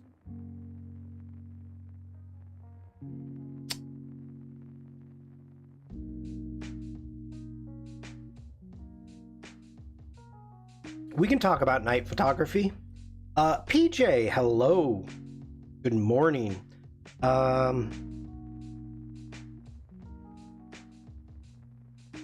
Okay, get down here to some night shots. Okay. Talking about... All right, maybe. Hold on. Maybe the donkey is just too old. I've been used to Bridge for years and don't want to start from scratch with Lightroom, but I also want to avoid duplicate work assigning keywords. I don't know what the answer is, Steven. I really don't, because I'm not that familiar with Bridge.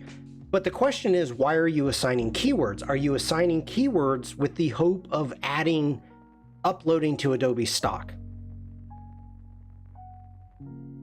That's the first question, is why keywords are important to you. And I don't remember you ever saying you do or you upload to Adobe stock. So that's the first question. And these are important questions. I mean, this is a good conversation because people constantly want to know, you know, should I use Lightroom? Should I use Lightroom Classic? We had that conversation with Rick.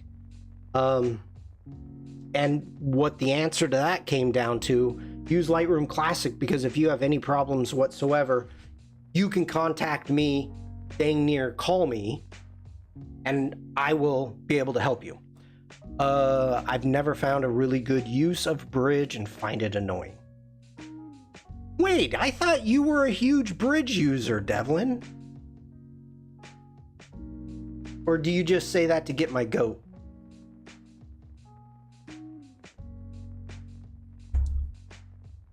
Finding them again after weeks and years.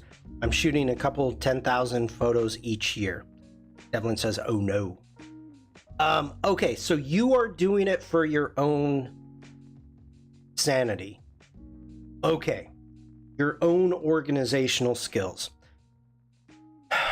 Then you don't need Lightroom. That's what I'm gonna say, is you don't need Lightroom. You've got Adobe Camera Raw. Now, I do not know if there is a connection, because with local editing in Lightroom, if you can actually get the photos from Bridge, that's relatively new. I don't know. And I'm not gonna download Bridge to be the test monkey. That's not gonna happen. I'm not gonna upload, 80,000 photos. I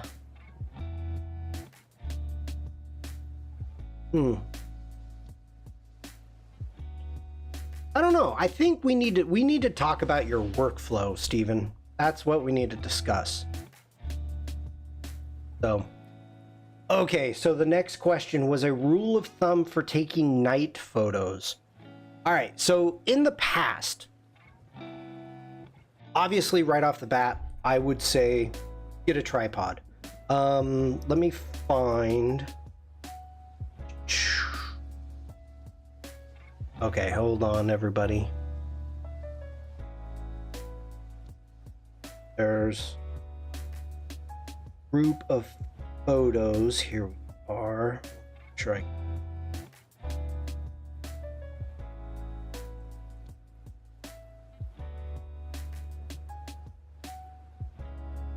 Okay, General, hello there. Devlin says, that's what I wonder. What workflow does Bridge serve? All I know is that it isn't my workflow.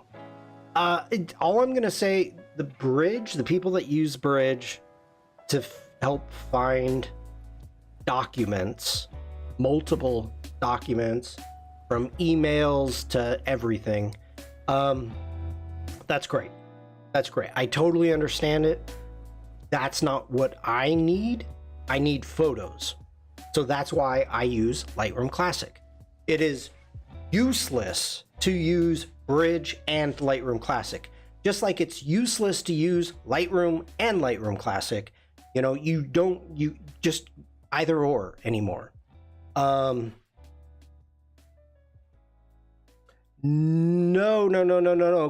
Kirsty's saying the difference between Lightroom Classic and Lightroom is one had a catalog and collections, whereas with Lightroom Cloud-based has albums, and there are plenty more. The terminology doesn't matter. The terminology totally doesn't matter. I'm looking at the wrong. Okay. The terminology doesn't matter what it's called. But the biggest change that has happened is that you can edit locally in Lightroom. That's the biggest change. Photographers have way too many photos to bring in and save on the cloud. So the Lightroom team realizes this and ended up going to you can have cloud base. You can take up individual photos to the cloud. So you have those capabilities. Now, the big thing for me, right there, the navigation. Lightroom doesn't have a navigator. It doesn't have the preview picture up there at the top. Right there. That is the first reason I did not. The first reason I didn't use Lightroom was because it was cloud-based when it came out. The second reason is it didn't have the navigator, and it still doesn't. So there's, little changes like that. It's ironic Shawn could not save others from Bridge, but not himself. Lightroom Classic, you can edit locally, whereas with Lightroom, you can have them store in the cloud, but the images will take up a lot of space in the cloud. Yes. But Kirsty, we don't need to get into this, but if I wanted to, I can actually sync any photo from Lightroom Classic to Lightroom for free, no cloud storage, 0. So that means I could jump on my iPad, I could jump on my phone, if I'm traveling, or I could jump on another laptop. I could jump in and work on those photos, edit those photos that are synced, and then once they sync back to Lightroom Classic, the edits will be done. And I didn't use any space at all on the web. Like, if you look, for those of you that know me, I've been doing this for years. And if I go in here, let's open up my cloud, you can see I have used a grand total of 15.1 gigabytes. And that's because of my Illustrator files that I've been making with like the side gig and stuff. That's all I've used. That's it. But I've got hundreds of photos that are synced with Lightroom. So it's knowing your workflow and what works for you is for you. Okay, night photography. Now, I have done a ton of night photography. We are in Prague, and must be on a different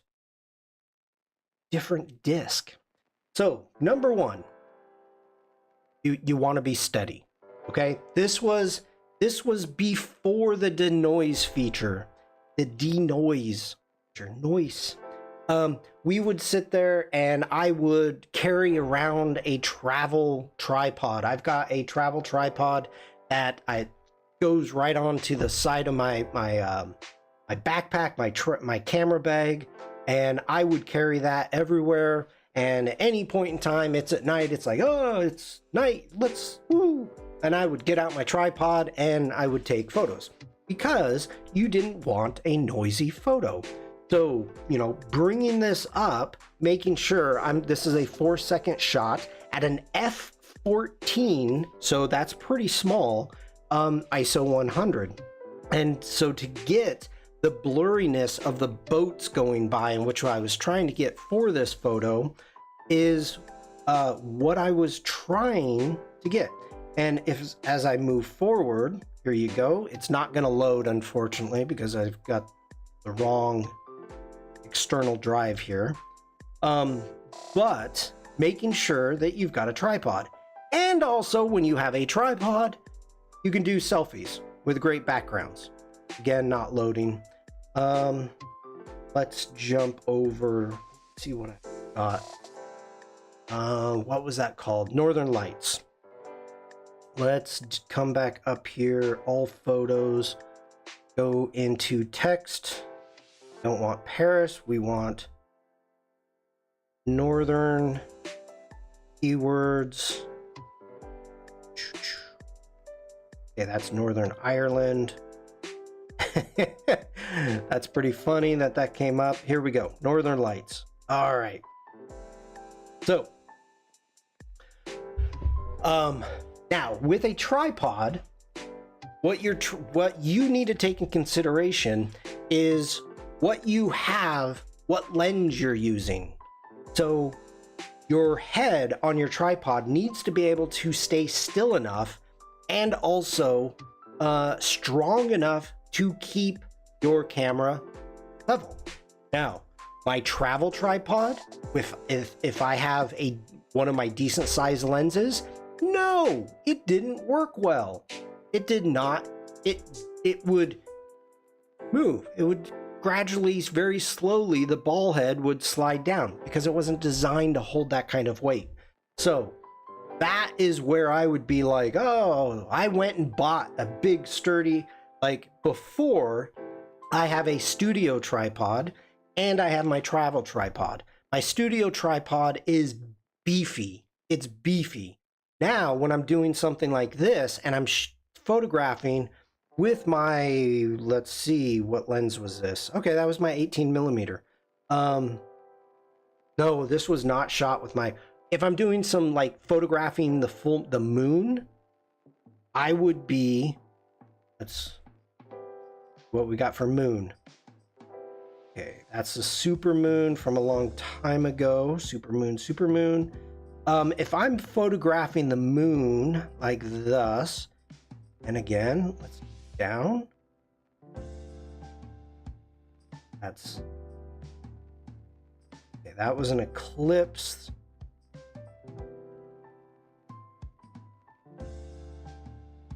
Here we go. Okay. If I'm photographing the moon, that's no moon. Right on point there, General. Okay, if I'm photographing the moon, I am using my 200 to 500 millimeter lens. You're photographing sunlight. That is what is lighting up the moon. So remember, always start out at 1/25th of a second, like around f7.1. And zoom, you need a decent zoom. So you can see like the amount of detail, like I can see my house. You can see what I'm getting from this. I needed a good enough tripod to hold the lens. Now that seems kind of strange. Now see, this is how fast the moon moves. See what time that is. Okay, that's 11:39.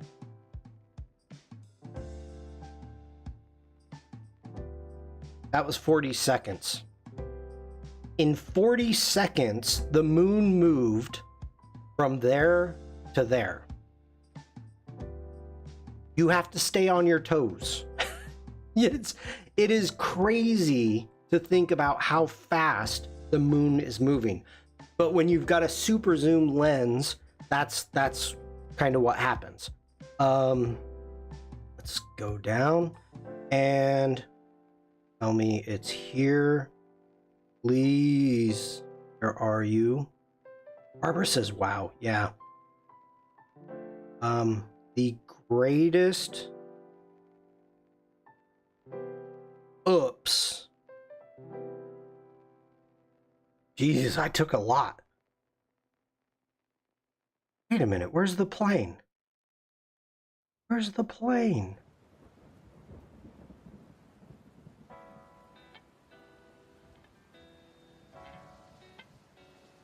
Maybe it wasn't this time. I caught a plane perfect going right across the moon. Indeed, your lens is powerful as the Emperor has foreseen. Thank you, General. So, Bruce, back to night photography. Now, what I am thinking about when I'm photographing now, not the moon. Let's forget about the moon. Let's go back to just regular night photography. Just go ahead and kick that ISO up. Bring the ISO up. Make sure to expose for the highlights. So if you have any, I was photographing lightning out of the plane, trying to catch some lightning. If there are lights, you want to expose for the highlights, bump your ISO up. As it says, go ISO crazy. You have denoise now in Lightroom, in Adobe Camera Raw. You can denoise a lot of that out there. So the plane, where's the plane? Let me get in now. Getting into night photography. Now this is Santorini. Again. Wait for it. We're getting close. So gorgeous. So freaking gorgeous.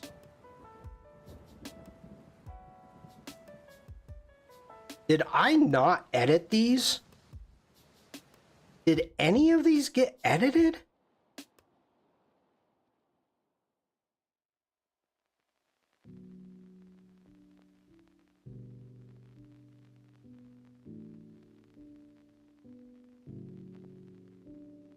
I remember, yeah, I've done, wow. Yeah, okay.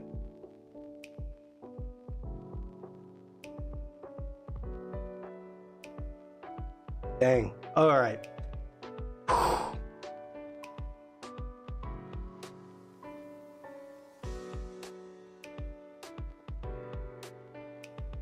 Go ahead, hit none.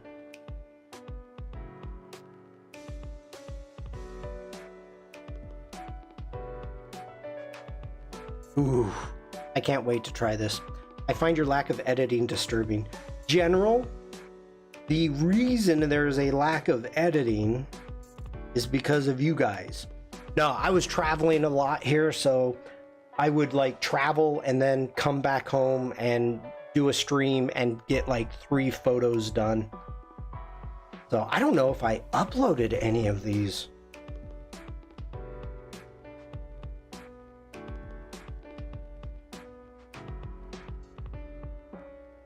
Again, this is the balcony from... Yeah, I don't know. I hope that kind of answers your question, Bruce. Expose for the highlights. When others fly through a thunderstorm in an airplane, they cling to the seat. Mr. Kozel takes photos. Man, I was like... We were in a small plane going to a small island. And, I was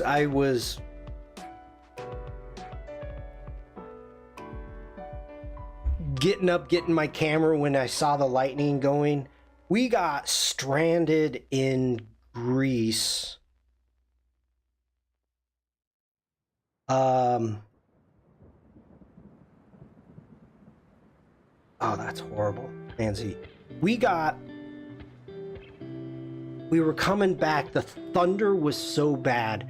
The lightning was so bad at the end of our trip. So when we were leaving and we were heading back to Athens, it was Athens, and I didn't realize this, that airlines have a countdown. And what happens when there's lightning is they have to go through and they count. Literally, somebody's counting lightning, and then it's like, okay, they're counting. And there has to be a specific amount of time between each lightning strike before they can allow people even to board the plane.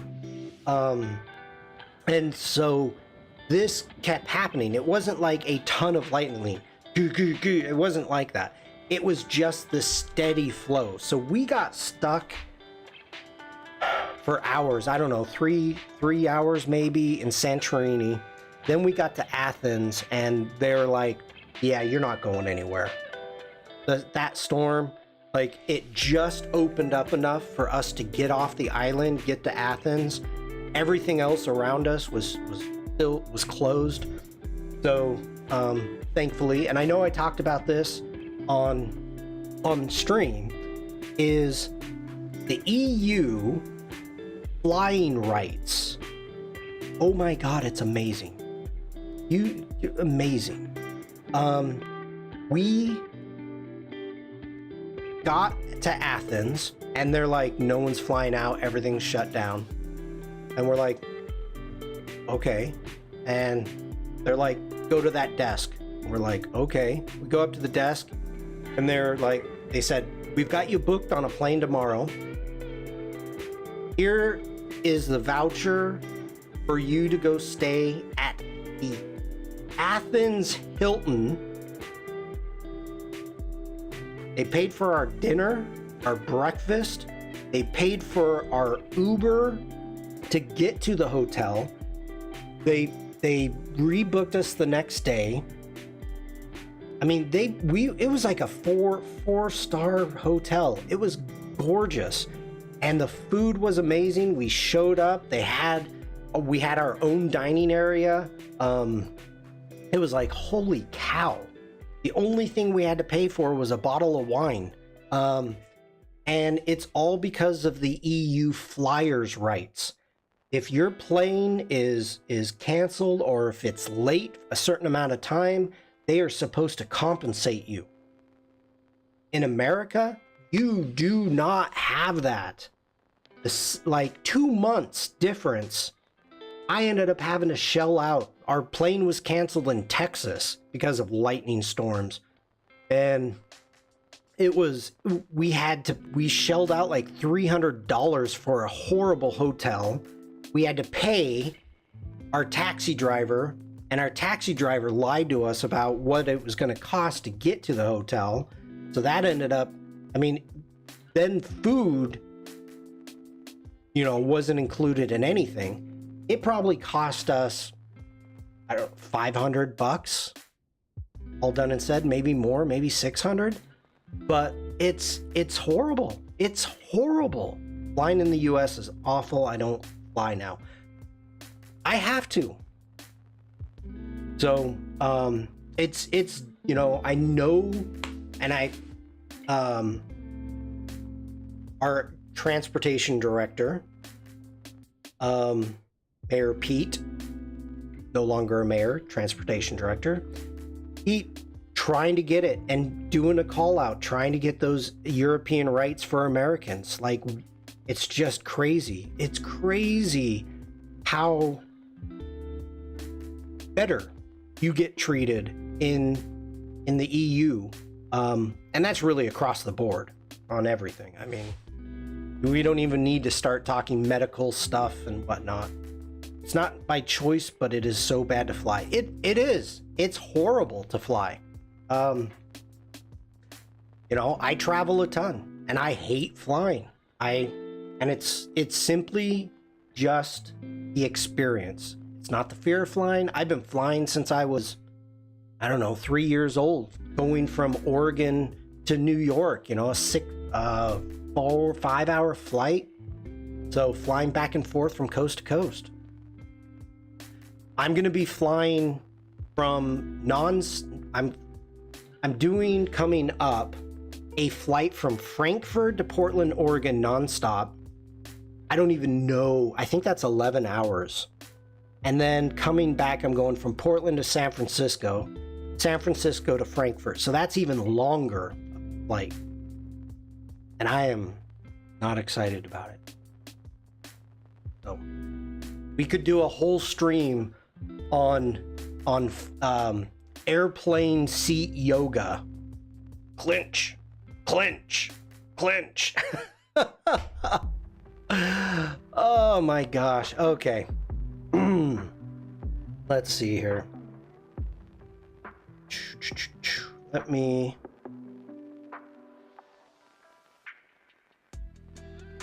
I need to do a quick screenshot here, people. Yeah. All right. Going to switch over to here. Up over here. Okay, everybody. I'm gonna call it a day. We got into a lot of different things. I think it was probably helpful. Devlin, make sure to check out the beginning of this stream to see the new Adobe Express updates. I think you'll like them. In a couple hours, Jack and I are going to be going live on the Firefly Discord. And as of right now, I don't know what it is we're going to be doing, so let me look.